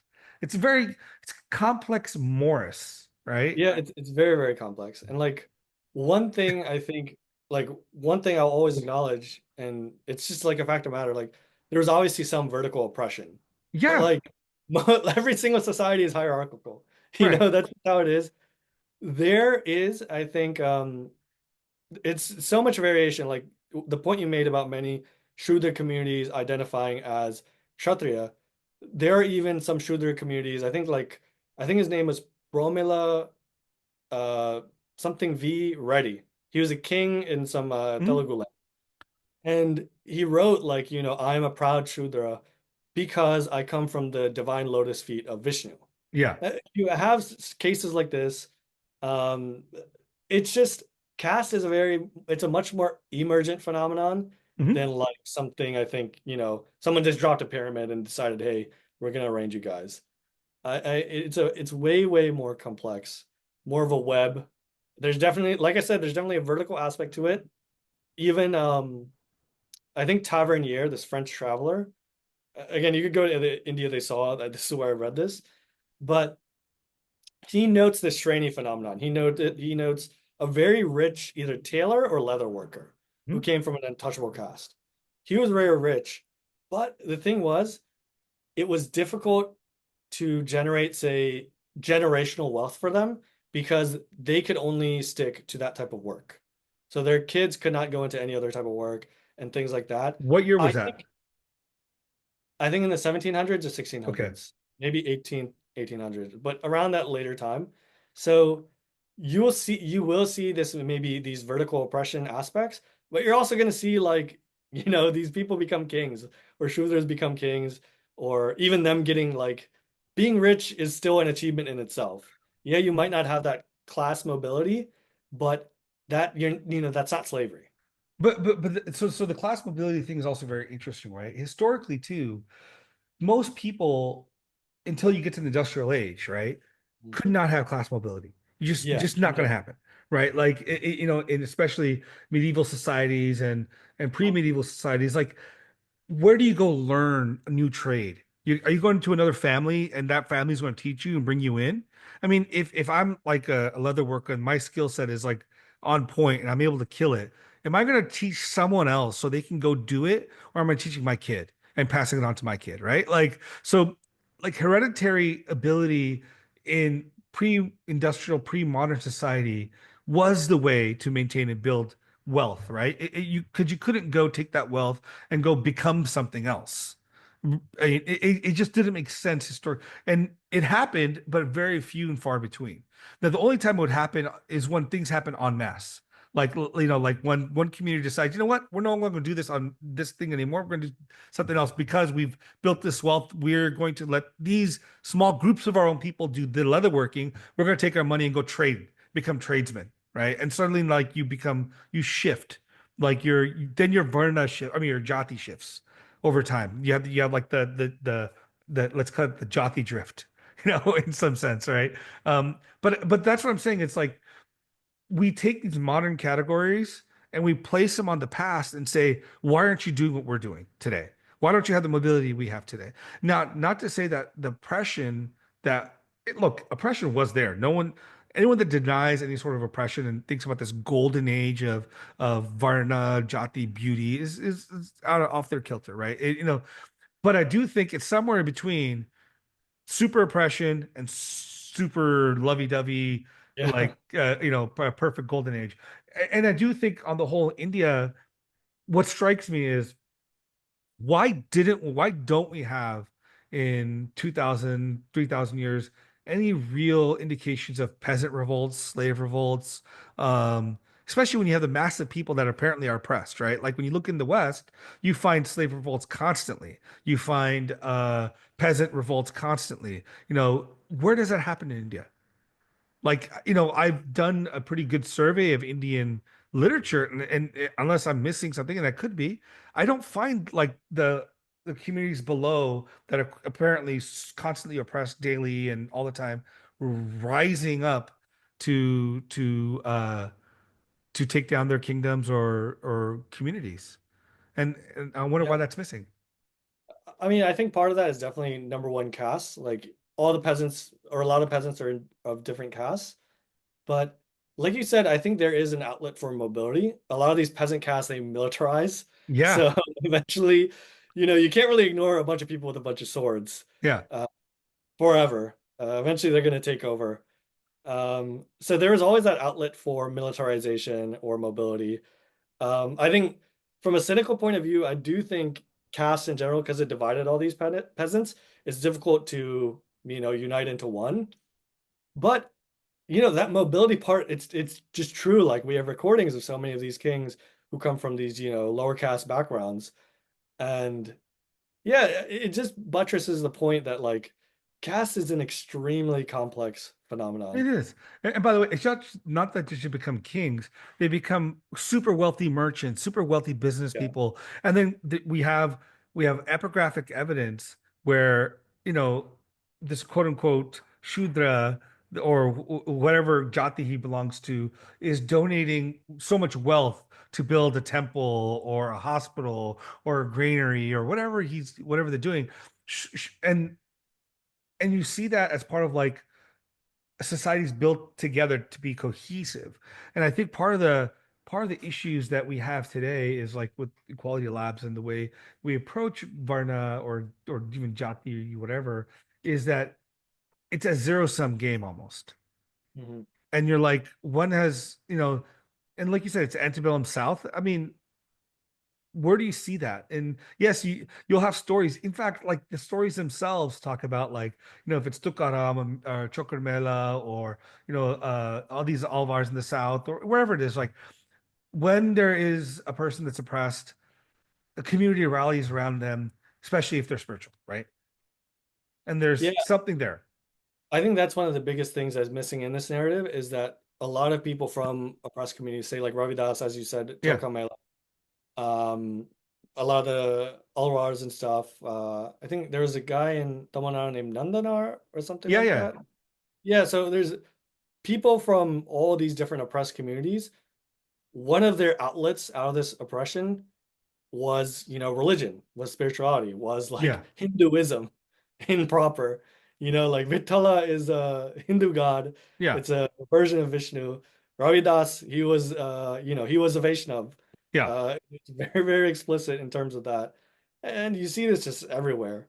It's such a missing, it's a big, big missing link in terms of the narrative around caste. And without that, you can't really understand Hinduism. And this exact point you made, like, why didn't they do this huge rebellion anywhere? Why did we not see any single rebellion? Well, part of it is because they saw religion, they saw Hinduism as a protection, as an outlet away from this societal right, oppression rather than right, religion. right. Now, that being said, there were kingdoms that are pretty terrible. Like I think the Travancore had issues. Yeah, yeah. Y- you A know, lot of uh, the a lot of the bad Peshwa. yeah. Travancore, especially a lot of the bad stories we hear about caste. Yeah, And even like I said, I can't recommend the series enough. India They Saw. You'll hear a lot of crazy stuff from Travancore. yeah, The tactic here that a lot of people do is they magnify Travancore, the mhm, dysfunction of Travancore across India. Even right, Vivekananda commented from Bengal that Kerala is a lunatic asylum because of this caste problem. Now it's not as much, and No. Kerala is one of the more progressive states. So you see how even a region itself can change. And a lot of Malayali people themselves were the forefront of that social revolution, Right. like, Sri Narayan Guru and these Hindu reformers themselves. So Yeah, exactly, yeah, it's just a complex process. it is. And it's like this, and this actually goes back to, I think goes farther back in time than we think, into like the 1800s, when people are starting to write about caste and Hinduism as if it's this fixed, stuck thing in the past that just persevered through time as it Yeah, is. And I think a lot of people still think of Hinduism that way. yeah, Oh, yeah, it's this, no, it's the tradition until even the 18th, 19th century was going forward, right? Like the whole concept of these texts was that they're they credit more. You build, they get bigger and bigger because you bring new knowledge and new traditions and new ideas, and and everything shifts a little bit. And I think like with the caste stuff, it's just the way that it's constantly talked about is like first they mix up Purusha Suktam with Manu Smriti about what caste meant in those two times as if they're the yeah, same. It's and then from 2000 years of change versus another 2000 years, like in 4000 years, you don't think the system has gone up and down, shifted, it's been yeah, exactly the same. I mean, like what part of the universe do you come from, right? Like it's just, yeah, yeah. this caste bill that happened here, and then it's imputing, even if there's castes in India, do we know there's castes in America? Do we, I mean, and where's that evidence? And where's that Yeah. information? Carnegie did a survey, and I think only 5% of people polled said they experienced caste discrimination, and 1/3 of them said it was from like non-Indians. I Yeah. don't know how that happens, but like, I mean, I can guess how that happens. I know there's casteism in other parts of the subcontinent as well, but yeah, like 5%. Okay, it's bad that it happens at 5%. Yeah. But that's not like an epidemic, It's I know. No. You grew up here. It wasn't like we would go to Indian American parties and ask people's caste, or like No, I didn't no, even know we most don't have a people's. database of people's caste and stuff. I didn't even know most people's caste. I like one of my dad's best friends was this guy named Chira Reddy. And Reddys are, they're I don't know, they're mixed caste of some sort. Some people consider Shudra, some people consider something else. I don't know. I don't know what caste he was. Like I used to spend the night at his house, and we used to play and like with the Yeah, kids, and never was there a question of, well, ooh, we can't dine together because oh, yeah, you can't work with it, and I'm sure there was other, I think, and I later found out there was this guy that lived with us or stayed with us. I was like a quote unquote shooter. No one gave a shit. Like no one asked. All my parents said to him, I think, was like, "Don't eat meat in the house." That's it. But other than that, it was like he stayed with us for a little while. I feel like these things are overblown, and what's interesting to me is I have family friends that are like they're musicians and dancers professionally, like Carnatic musicians or Bharatanatyam dancers, and they talk about how they have to grapple with the caste depression of Carnatic music Mhm. or the caste depression of Bharatanatyam. I'm like, Are what the they fuck are you talking? second gen? Yeah. I'm like, Yeah, what the fuck are you? What do you mean? I'm sorry for my French, but like, what do you mean the caste suppression? Well, Bharatanatyam was this non-Brahmin art that was later appropriated by I have a Brahmins. question for you, Yeah, yeah, yeah, and it's kind of spicy. It's something I've seen though, so yeah, I think we should talk about it. I've noticed, and I only know this because I know about, I know so much about India, so now I know a lot of caste names. yeah, These people, I've noticed a lot of people from Brahmin backgrounds who are second gen, yeah, yeah. they develop this type of guilt. Yes, It's like white guilt, but like, they put yes, some like curry powder 100%. on it or Yeah, yeah, garam masala on it. They Indianify it or yeah. this is like a real thing that's happening. Oh, Have it's you seen absolutely it? real. It's absolutely real. Okay. I know many like of these. I mean, yeah, a good amount of Brahmin people, mostly women, some men. Yeah. That I that wasn't gonna go there, but yeah, that's yeah, that's a real thing too. Yeah. that That's have this guilt around their Brahminness, and I'm just like, what did your grandparents do? What did your great grandparents? Well, why do you feel like you've done any part of this oppression? Were you like, oh, just because you're Brahmin, because what, like maybe your ancestor 2000 years ago wrote Manu Smriti, was connected to Manu Smriti? Do you even know? I mean, this is like the level of stupidity I think that comes from this is like, yeah, well, we took this Carnatic music, this Sadhyar from the Shudras and Dalits, and we appropriated it. Are you kidding me? Are you kidding me? I'm like, first of all, you don't understand that much of the theoretical framework for these traditions was built by Brahmins, sure, Yeah, but they did that in conversation, cooperation with other communities, exactly right? right. Like it wasn't a project that they sat in the back and said, "You Shudra dance, and I'll take your music away." No, Yeah, yeah. so Brahmins, what they're good at historically has been codifying, putting things together, Mm, taking from disparate sources because of their general knowledge education, they bring it together. Sometimes they create, but the creation might have occurred by mm. another Varna Jati. It's actually a really interesting point. I didn't think about it that way.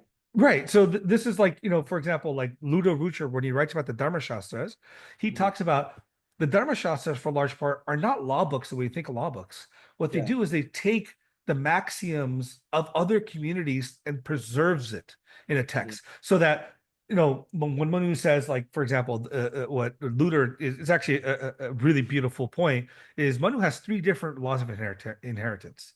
One Mhm. law of inheritance is the first son gets everything. Second law of inheritance say, the shared equally. Third law says it's proportional. So how can you have three laws of inheritance? So many people are like, well, they have to create gymnastics to create how this works. And Ludo's like, no, he's just preserving different people's traditions in a text. So Mhm. for some people, this is the law that applies. Other people, this law applies. So similarly, I think that's what the ability for the Brahmanas to do that historically is what was one of their strengths, is they Mhm. take these things from communities around them and make it into a compendium Mhm. and preserve it for antiquity, right? That's kind of what they did. Mhm. Now, I think when it comes to like dance and art and music, like sure, over the past century, there has been a Brahminization of some sorts of Mhm. the music. But that what I mean by that is again, it's like this codification and then Mhm. creating it into a concert like Mhm. its infrastructure. Whereas Yeah. before it was much more like bardic, right? You might be from town to town, you sing, you dance, Interesting. and Okay. it's unstructured, and that's fine if it's unstructured. But Mhm. the Brahmin mind, for whatever reason, has to create structure of something. So it does. So what happens in Carnatic music? You have the concert structure where you have music like certain like the smaller pieces sung, one main piece, Ragam Tana Pallavi, and then you have the small pieces. So the structure was created. So I think this is the weird part is like when you think about music or any of these arts, like even Bharata in Natya Shastra talks about, yeah, most of these arts are performed by Shudras. So what? Mhm. I'm just going to give you a theoretical framework how to think about these arts. See, So this is the. Sorry, go ahead. good, no, go ahead. Yeah, No, I was gonna say, I think academia, they focus a lot on power dynamics and yeah, oppression. But when you step back and look at the macro dynamics of India, like, I could say this especially as a non-Brahmin. When you look at the history of India, why did India become India? The parts are real. Like, we come from different yep. castes, different languages. Those are real things. We can't like paper over them. Different communities, different traditions, everything. But was there a general idea of India? Well, to me, one of the two biggest sources of this, and this point about codification, it really, I guess, triggered this thought of mine, is one is, sadhus in the sannyas tradition. You Mhm. see this very, very, it's extremely, extremely unique to India, this huge population of ascetics going all across India. Eventually, some of them start, making monasteries and codifying knowledge and codifying culture and just this packaging of what it means to be of this region or even of India. Because these sannyasis are going all over India, Oh yeah. doing different things, and eventually they might settle somewhere and kind of disseminate this knowledge, or if they start a mata, they'll make an institution around this knowledge. But Brahmins also did the same thing historically. Mhm. Maybe not as much wandering, like as much in one life as a sannyasi, or an institution of like a monastery or whatever. Yeah. But over generations, Brahmins did the same thing of this amalgamation of traditions, of a formalization or a codification of it. And they were a lot more, in a way, internationalist or cosmopolitan than a lot of other castes for these various, these types of formalization reasons or their religious rite and rituals. So these two forces, I always, again, I see like this double helix of DNA. Yeah, It really created this kind of overarching idea of India, of this cosmopolitan idea of all of us. And when academics, they won't ever talk about this because it's like you can't give too much credit to the Brahmins. It's always right. oppression. But like me as like a practicing Hindu, as someone who's interested in just India and Indian Yeah. history, dynamics in general, dude, this dynamic, like this phenomenon is in your face. Like you could see it happening over the centuries, over the accounts, over Yeah. the primary sources. You see this pattern over and over again.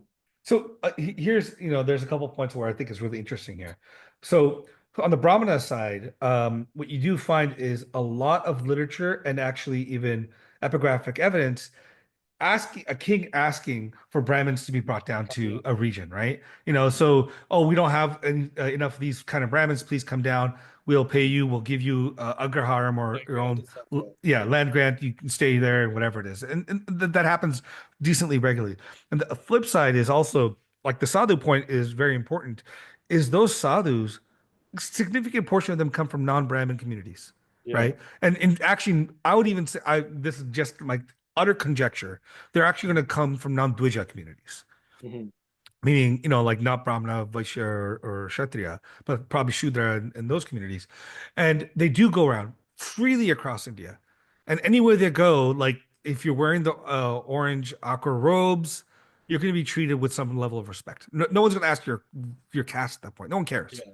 right? The You, sannyasi has no caste essentially, or at least I guess in modern terms. And I think earlier it was a bit more closed, but it got open pretty quickly. Well, I mean, yes, sannyasis don't have caste, and this is the problem. I will say this: you shouldn't have caste, but the mattas of like Shankara Ramanuja and Madhva, they all somehow still maintain caste, right? Mhm. Like Okay. at least some Okay. level of this. Like I believe the Shankaracharyas don't wear the Yagnopavitam anymore, Mhm. um, but the Madhvas and Ramanujas do, Mhm. because they still think that's they still have to do the Nitya karmas. Mhm. Now there are vastly more mattas that are not connected to the Brahminical community that are other communities, like Narana Gurus, or you go to Vitalas, those are all like Yeah. they're Like very much Ramanand and stuff. Ramanandis, all that stuff, right? So it's very, very interesting. So yes, I think the sadhus moving around moved knowledge, transferred knowledge, created group cohesion. And another important thing is like, just in this context is this idea of double helix that you talked about is, or from the DNA is similar to this. Again, it's interesting that that the analogy brought up is you have the pravritti marga, nivritti marga, the double helix. Yeah, yeah. So now you have the ascetics being the nivritti marga, the sadhus, Yeah.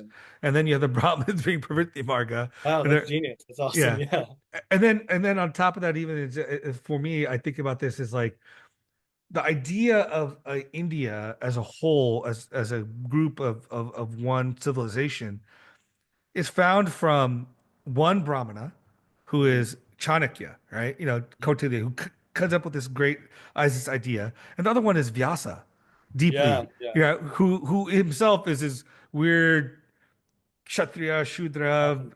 Yeah. Brahmana mix of a person, right? Yeah.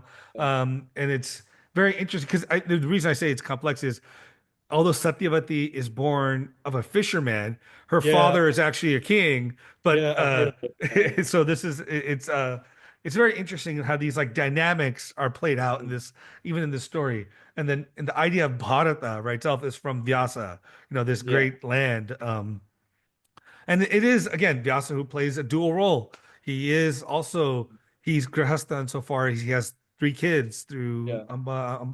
Ambika and Ambalika, and then he Mhm. also has the ascetic side, which he kind of like merges. He's ugly, he's like Yeah. grotesque, he's dirty, like a sadhu is just roaming around, but that's the beauty I think of the Hindu traditions. It's like this ability to take the spectrum Mhm. and kind of like yeah, there's Kali on one end, who you can see as like ferocious and destructive, and then on another end you might have like Saraswati or Mhm. Lakshmi, and those spectrums Yeah. are totally seen equally, like on the same level.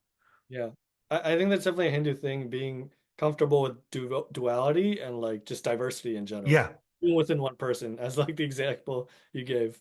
Yeah, so and this is the thing is like I feel like, so going back to your point about the nature of Brahmin women, and or I brought it up, but like is there is, especially in the West, like this guilt complex around it that has led to, and part of this could also be patriarchal. I mean, we can't like disregard the nature of patriarchal Mhm, institutions in that sense, right? mhm. Like, but I mean, I don't know really that many matriarchal institutions in the world, except for maybe there's one in Kerala with the, Yeah. with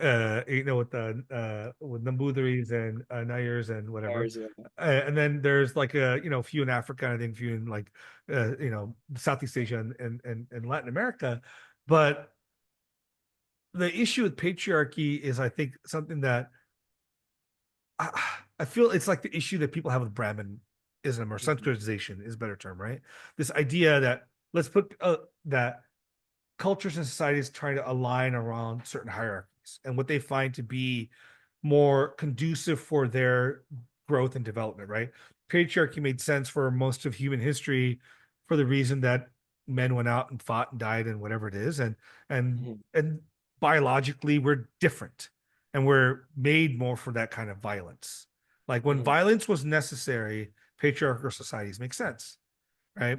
In the same way, like if you put it in the context of, let's think about like high culture and low culture, if we want to use those terms in simple in sense, like MS Srinivasan's concepts of socialization, right? Like Mhm. communities that are in close proximity to Brahmin communities become more Sanskritized. And by that, Mhm. what they also mean is they adopt things like vegetarianism and certain ritual purities and focus on like different, like maybe education more than your traditional like endeavors, right? That might have been like, if you belong to a community that was industrialist or whatnot, you might be more aligned towards intellectualism if you're closer to a Brahmin community, just because they were seen as high culture.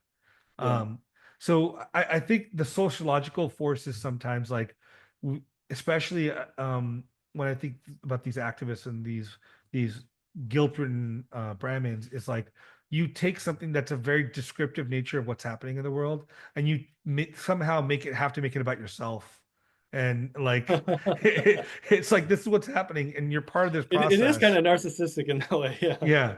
Yeah, I somehow can grapple with 3,000 years of human development and I'm going to make this right. And you're like, really?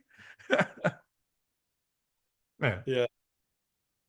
Yeah, it's you know that point about Sanskritization is interesting. One second. Do you mind if I turn on the light? I just Yeah, realized yeah, that. go ahead, go ahead, go ahead. The Sanskritization point I think is really interesting.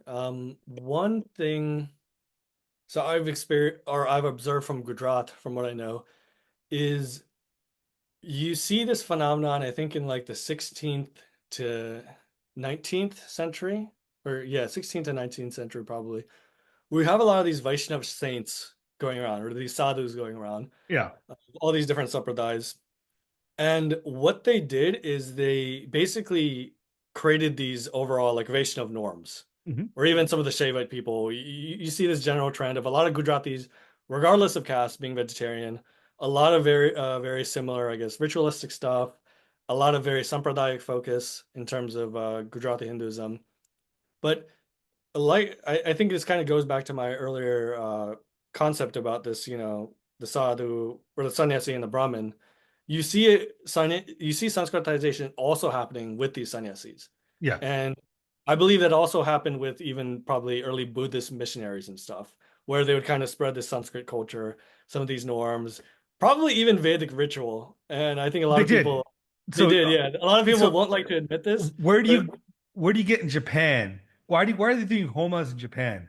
Right? yeah, Where is this yagya coming in Japan? Where is it yeah. coming in Buddhist world? Where is your how does Buddhism talk about yagyas at all? And this is interesting. And just on that point, and sorry to interrupt, is also Buddhism went from being a Prakrit language in Pali to most of all their writings being done in Sanskrit. That's great, yeah. But sorry, go ahead. No, no, the point, I think Olavel, or someone I read, I think it was Olavel, Yeah. in his book, The Sannyasa Upanishads, he talks about this, where I think around like 44% of the Pali Canon composers are Brahmins or Yeah. something like that. Something like, I know Buddhism is made to be this anti-Brahmin religion because of mo like modern day politics, but if you look at actual Buddhism at its time, it definitely was not. Um, yeah, in general, you see this interesting process of Sanskritization also occurring with sannyasis. Uh, I guess I don't know exactly the dynamics of Gujarat back then, or even Northwest India now, where you see kind of a lot of vegetarianism. Mhm. Uh, but yeah, just as an aside, just this complex phenomenon of Sanskritization just happening everywhere. Right. But it's weird because it is about like some sense of aspirational It is, yeah. in for and this for social mobility anywhere, right? Like when you look around, like if you're in America and you want to make it to the business world, you have to dress a certain way, you have to talk speak a certain way, and until you build enough critical mass for your culture to be part of the mainstream culture that other people want to aspire to, right? Like when this is interesting. Like I think these is just human socialization processes, Yeah, right? yeah, And we sometimes take them to be like insidious when we're like, no, that's just how human beings work. Like yeah, if you see a community here that you think is worthy of emulation, you're going to tell your kids, be like these people. Why do you think people from like working class families go over and look like, what, I want to get you out of here. I want you to go to college. I want you to get a degree because you want to move from manual labor where your body is the instrument of action and money and value to something that is more around your mind or your ability to do something more than that, right? It's just aspirational at the end of the day. And I think the problem is like we want to impute aspiration with like something evil, like macabre around like, oh, it's you want to be like this caste. No, you don't want to be like the caste. You see something mhm, aspirational here, like yeah, vegetarianism. It's the same thing. Like human beings inherently know, like if you when you kill an animal and you eat it, that there's something going on here that's like jarring to us. We'll still do it. We'll deal with that issue. But if you're able to over time move towards a more vegetarian lifestyle, there's something morally feeling cleaner for a lot of people, right?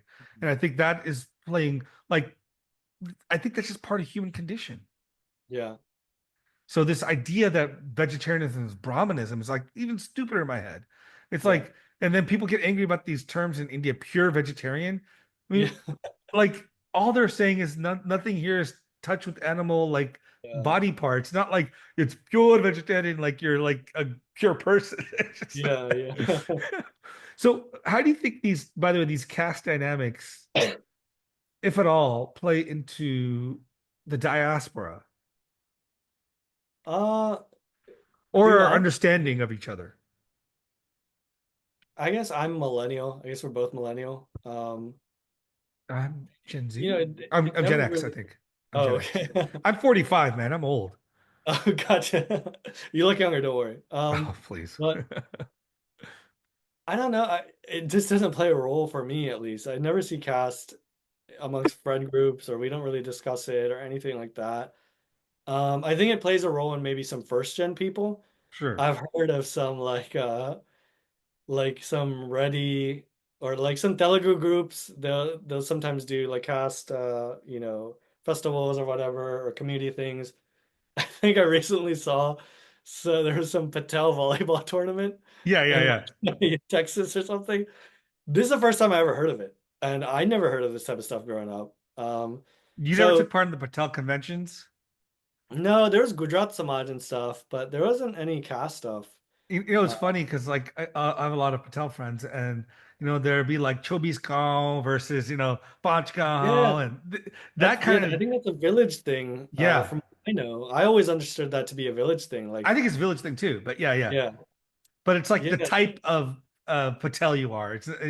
You're from maybe. this village or See, I'm even ignorant on this type of stuff. Um, yeah, caste. I know like Indian Americans, like when they're marrying, we don't ever really think of caste that much. Like yeah. a lot of times the most you'll get from parents is like a joke or two about we want you to marry in caste, but. Yeah. I've never seen anything serious of in terms of caste, wanting casting dogamy or wanting to marry in your caste of any Indian American I know personally. I don't think I know I've met people that have preferences. Right? They're Yeah, like, yeah, I want to marry within my own community. I'm like, yeah. all right. I mean, cool, good for you. I've heard linguistic community a lot. Like I've heard Yeah. Punjabi say they want to marry Punjabi, Gujarati say they want to marry Gujarati, and But so and I've heard once in a while like Brahmin families say, "Oh, we want a Brahmin." No, I don't care from where because they assume vegetarian and yeah. like a certain like practices you might do. But on the whole, those are very like maybe one or two out of 100, right? It's not even like Mm, that remotely even prevalent. I haven't noticed like the diaspora truly caring about this stuff in any yeah. real sense. Here, I think Hinduism is kind of post-caste for a lot of people.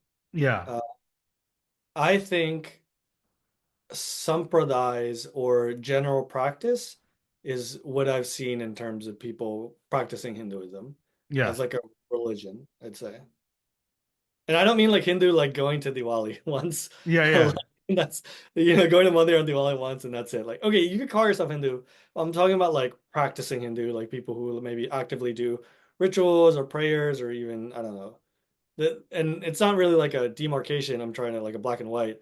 I'm Right, just thinking being an active participant or practitioner of your religion, what does that look like in diaspora Hinduism? For right, me, I've only seen it through sampradaya, like people who are like Chinmay Mission or I don't know, Swadhyay or like Swaminarayan or something like that. right. Uh, or they have, general practice. They just, you know, have a home puja. They do whatever. They do arti or some rituals. So that's the only type of Hinduism I've seen in diaspora mostly. Yeah, yeah.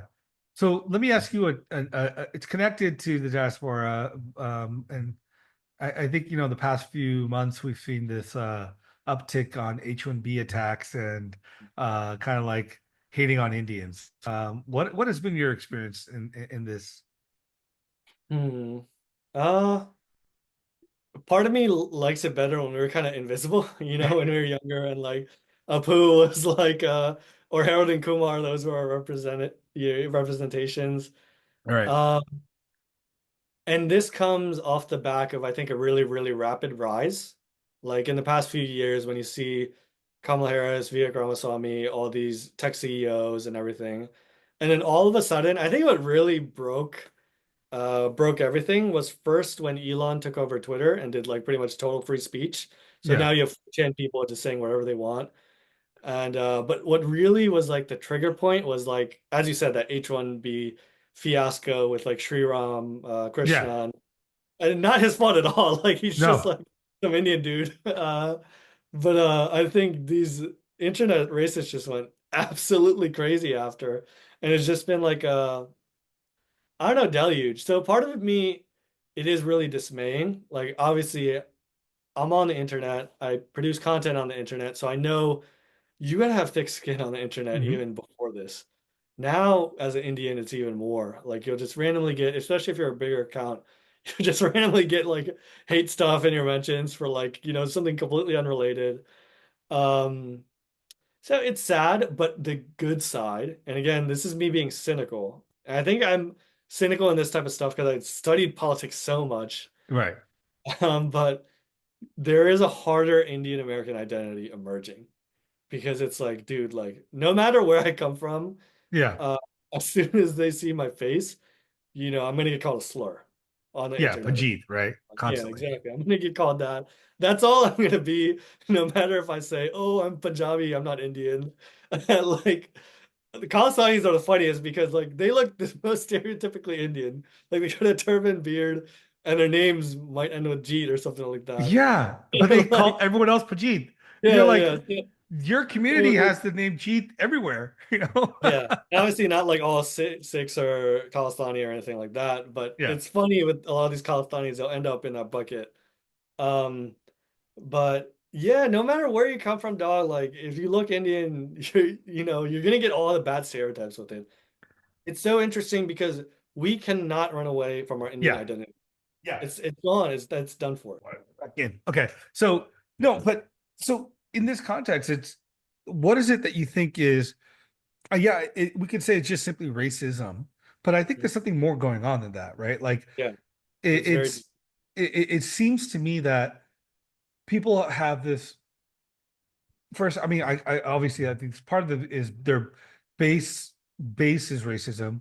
How can these brown quote unquote street shitters, Pajit type people be so successful in my country when I Yeah, can't be it's exactly right. successful?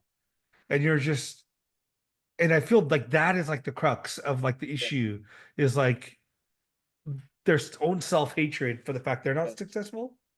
I Is think a my lot of guess. it. So I have a video in production, and I have a Yeah, second video in production after that. The first video is about Garanas in India, from my trip in India. But the video after is going to be called like something like "Why the Internet Hates Indians," yeah, and it actually kind of goes into this. I think it's like a multi-part story.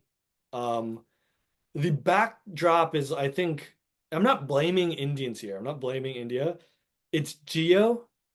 All these people come online for the first time, and they come onto the English internet. They're not a lot of yeah, them on. They are on maybe Hindi internet or Tamil kind yeah, of yeah. internet, but they're a lot of them times they're on the English internet, so they interact with the other Anglosphere and everyone else Right. for the first time ever. Oh yeah. Uh, and secondly, at the same time, like, yeah, India is super poor. It has 10,000 problems. I'm not gonna, just go over that. I'm not gonna sugarcoat it. But India's also made some strides. Like, it has risen as a country in the past 10 years or decade or past Right. 5 years or whatever. They're starting to have some achievements, ISRO, various other things. You're starting to see all these startups coming. And simultaneously to this, you have all these people coming onto the internet for the first time. They're starting to see some real achievements for their country. They're, whatever, some good things are happening in their country. They're feeling proud for the first time in a really long time. Simultaneously, you're starting to see a lot more Indian Americans succeeding in Hmm. diaspora. So it's these people who talk or look exactly like them who are succeeding in a way that they would never see before. They're on the internet and seeing these, our sons and daughters succeeding like this. So there's this mishmash of like, yeah, our country is extremely poor. It has all these problems. There's these terrible videos of what's going on in XYZ village. But we also have some achievements. We also have some good stuff going on for us. So there's this dynamic of on the internet, people post something bad about India, then someone Indian posts something good about India and they fight. Okay, that's there. But that's not the real reason we're seeing the like climactic amount of racism right now. Right. That's been happening for the past like 10 years or whatever, or like 8 years. People have been getting on the internet and having some fights. Okay, who cares? It is what it is. I think what's really happened is simultaneously, you see a lot of like these woke left people seed these narratives about India that they wouldn't talk about, like, say, Latin America or Africa or East Asia in the same vein. Yeah. Really casting Hindus or Indians as like these evil people, caste, like Hinduism is terrible. Oh, they're bringing caste to America. They're genociding, Muslims and all these other Christians, all these other random people seeding all these narratives in like these big mainstream papers. Okay, that's the next step.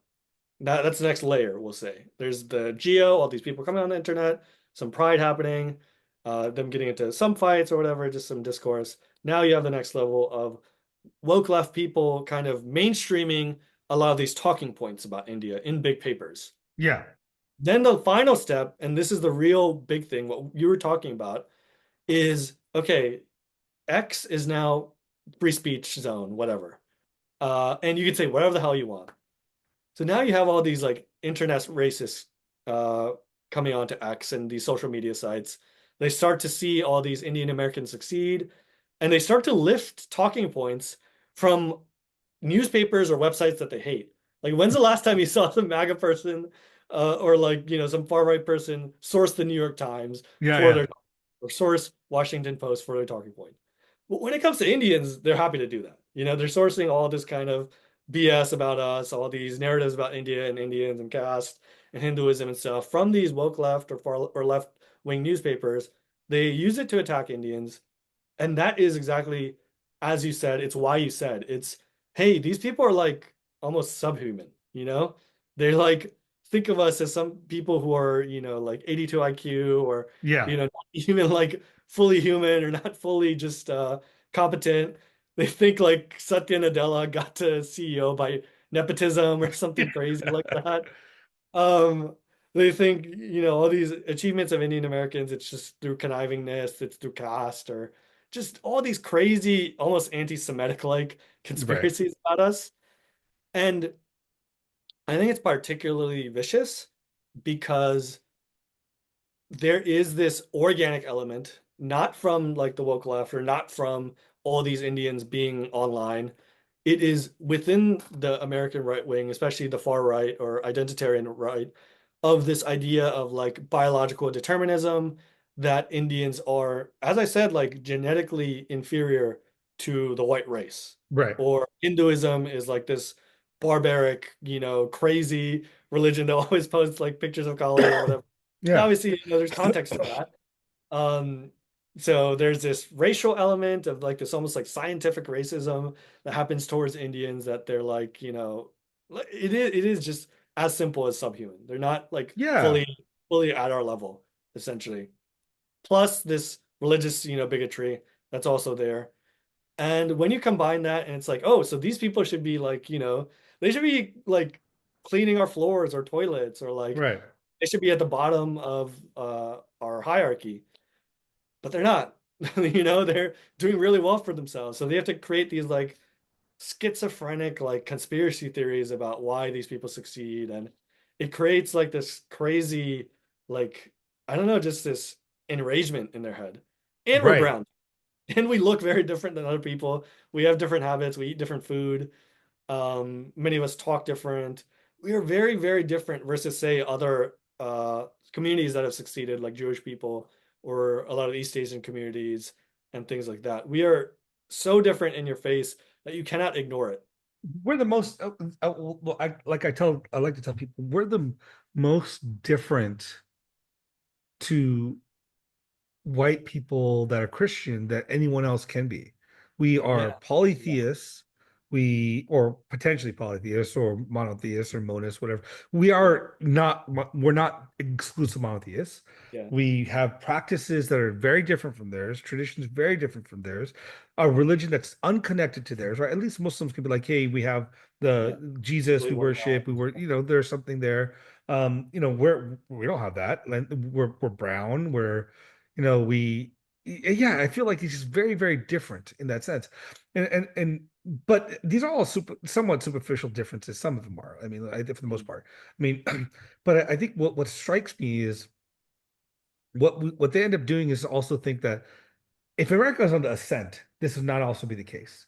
But America is dealing with deep fractures and a potential descent, or Mhm. at least, this idea, even the idea of make America great again, is assuming America is not great in this moment, or not as great as it used to be, right? So there's something going on in America, and when you look around and you have to look at and see, like, well, what made America great?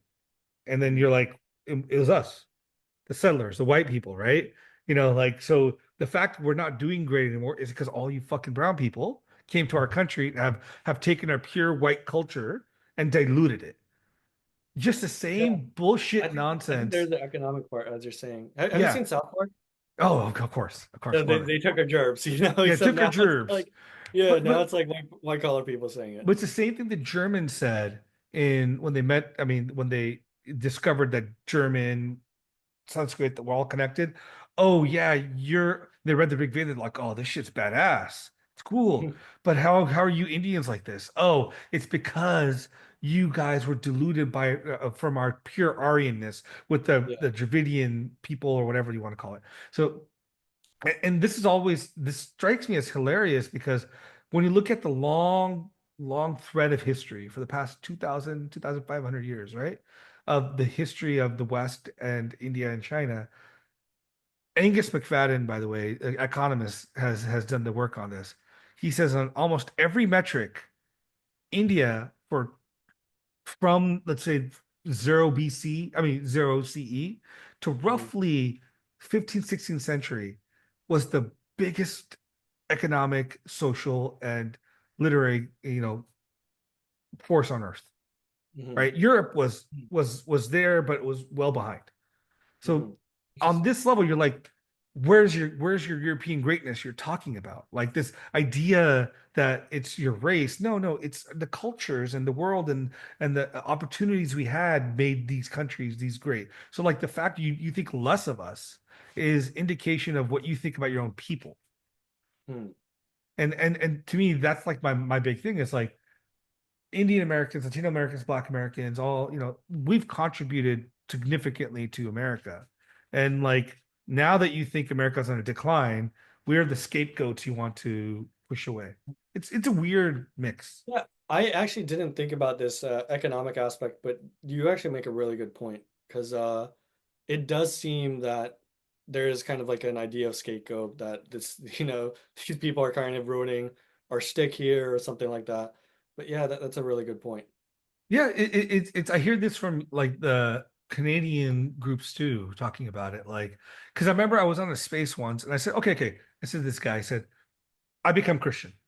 I follow your customs. I no longer speak my languages. I'm going to be everything that you are. Am I still welcome here? No, you don't belong here. You're people. I'm like, but I'm just like you.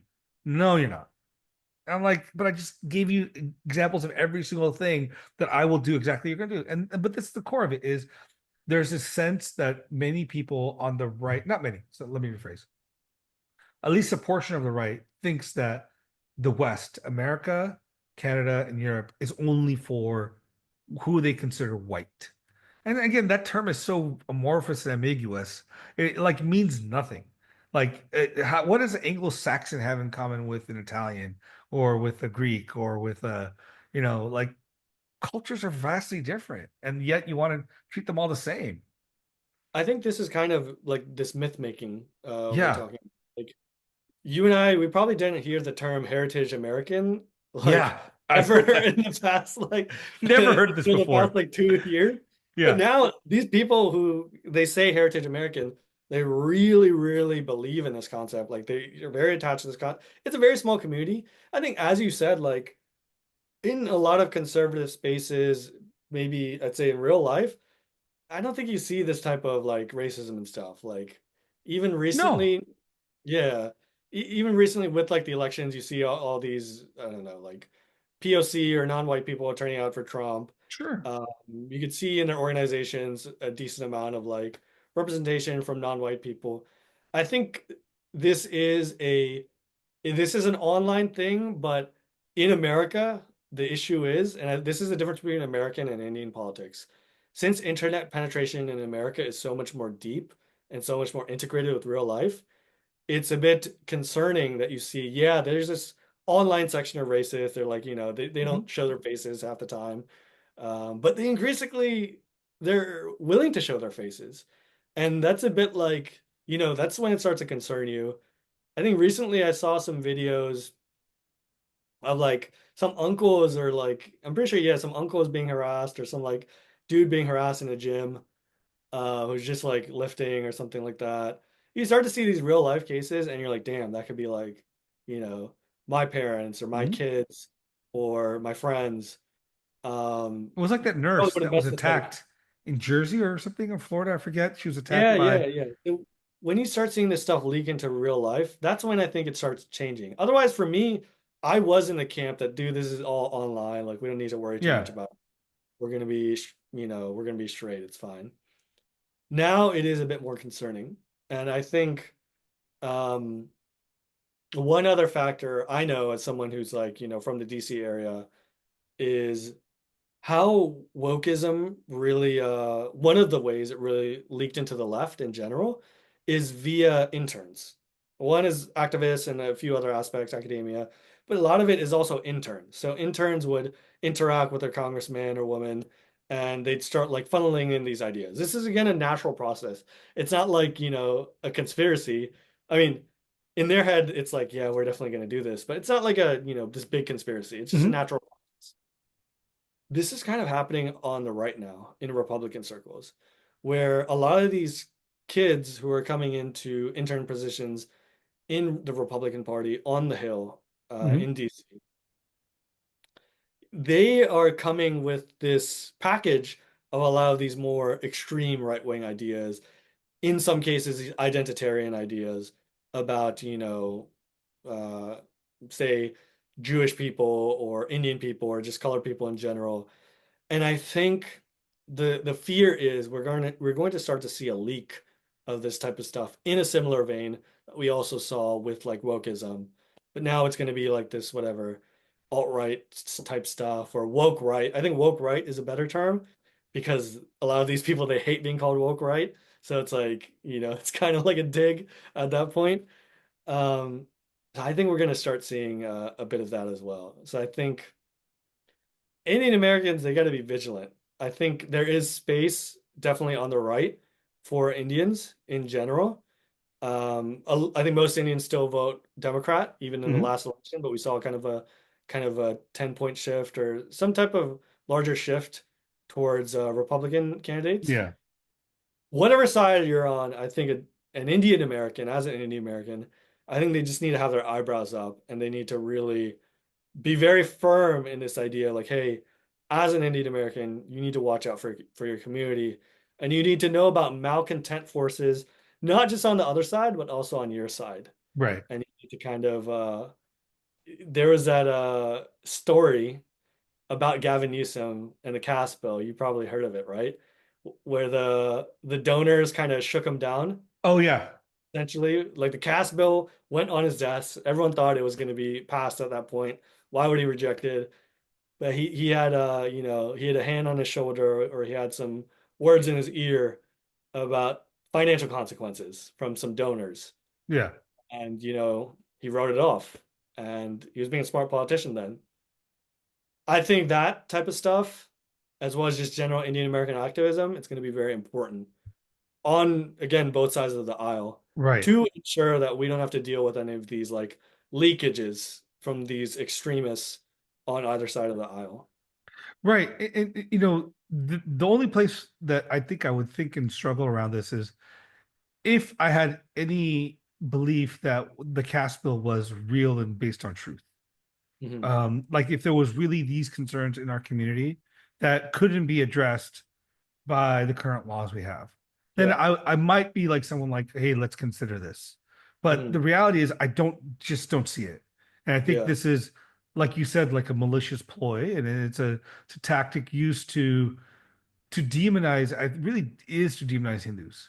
And Yeah. it's a weird confluence between, I think, certain elements of Islamic communities, certain elements Khalistanis, and certain Christian elements that are and left liberals that are really just trying to go after Hinduism, Yeah. because for various reasons, for each of the reasons, they think it's the source of all evil.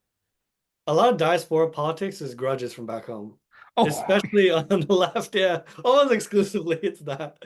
yeah, It is exclusively that. Like it's like 95% just that yeah. from I mean, but it's not the caste side. It's like the yeah. religious side. It's like Yeah, yeah. There's a lot it of religious stuff that a lot of people don't yeah.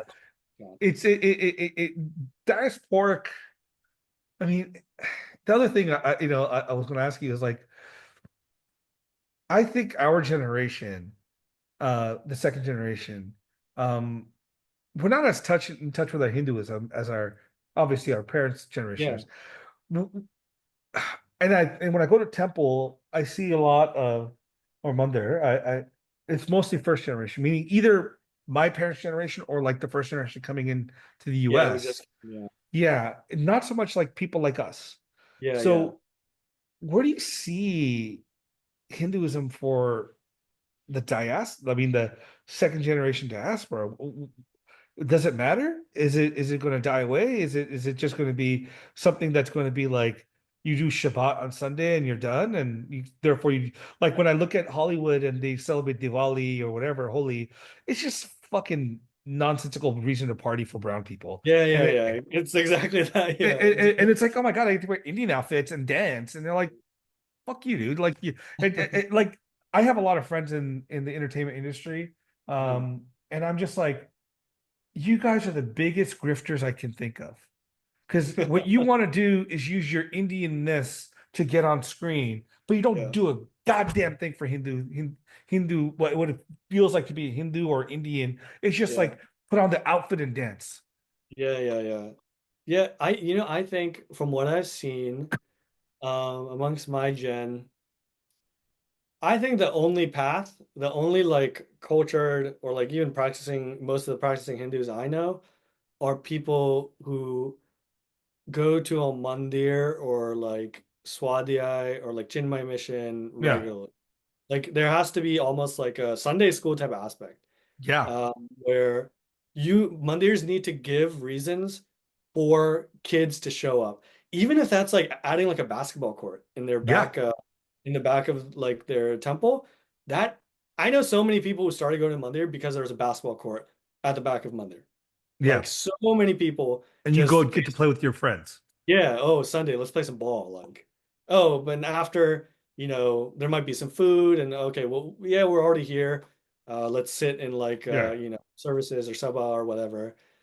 And I also think, some of my Sikh friends, that's another thing as well. Like, Gurudwaras, I think a lot of them have this type of service or sabha or kirtan. A lot of them have this like literally a basketball court in the back. You got to give reasons for young people to come to Mandir, not just for Mandir reasons, but also as a way to like, let me meet some friends, let me do some fun stuff. And a lot of that is down to a lot of it is down to the adults. Like in these types of communities, yeah, whether it's guruduwaras or these mandirs who have like a thriving youth culture, so much credit needs to come to these first generation uncles and aunties who like take time out of their day to like, organize these types of things. And they don't know the first thing about basketball no. or like some of the, these interests of these kids. A lot of these uncles and aunties, they took that interest and these modern day youth activities, they come from these uncles and aunties. And nowadays they're run by maybe like people my age or a bit younger, your age. Um, and these are the types of people you need to step up and make youth activities a priority at Mandir, or else it's gonna Yeah, die. Why would anyone go to Mandir? Unless they're really into Hinduism. You right, can't bake on that, small sliver of people. right, You right. gotta you gotta market, you gotta make it fun. And the thing Going is to like Mandir needs to be like a cool activity or chill, you have some friends there.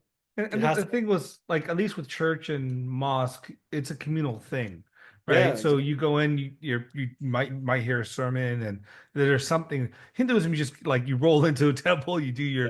your pradakshinas, and you and you move on. But I was going to say, your community, the Gujarati community, does a good job with the Garbas and Ras, uh, because like it does maintain those traditions, and that's Yeah. primarily because like I think a lot of young men want to come see women. They want Yeah, to, bro, yeah, it's like 90% yeah, of that. It's real. right, because Yeah. but that's a again, you're aligning the interests. There's side effects with that. Yeah. Yeah, There's good side effects technically, like yeah. And then it's like, and the one thing I loved, and I never did Garba until college, and I was like, oh my God, this is so much fun. Mhm. And I really enjoyed even the arti and the puja and everything. The community took it really and seriously. I haven't been in a few years. I don't know if it's still like that, or if it's Mhm. now become much more like, hey, let's put Bollywood music and and I think it's kind of got Bollywoodized a bit. yeah, So there's always that kind of danger with like, it becoming too maybe a little unserious or something. But yeah, we're at like not even 101 level. Like we're yeah, nearly rock bottom at this point. So it's like I do agree with you though. Like, Mandir needs to have like a katha or like pravachan or some type of yeah, like, sabha or sermon, for like its religious services. Like, I mean, it's the West, just do it. Like, and there's that we have a culture like that in India. Katha culture is real yeah, in so many places. Like that's how our religion was spread in so many cases. Someone would sit under a tree and talk about like the Mahabharata or yeah. Ramayana, like the Puranas or stuff. Or That's Ram Leela, right? You'd have the play and exactly that, yeah. So this isn't, we shouldn't see it even as like, oh, we're like becoming Protestant or something like no. that. This is our culture. Let's start doing kathas instead of under a tree in the village. Let's do it at a hall in Mandir or some space like that.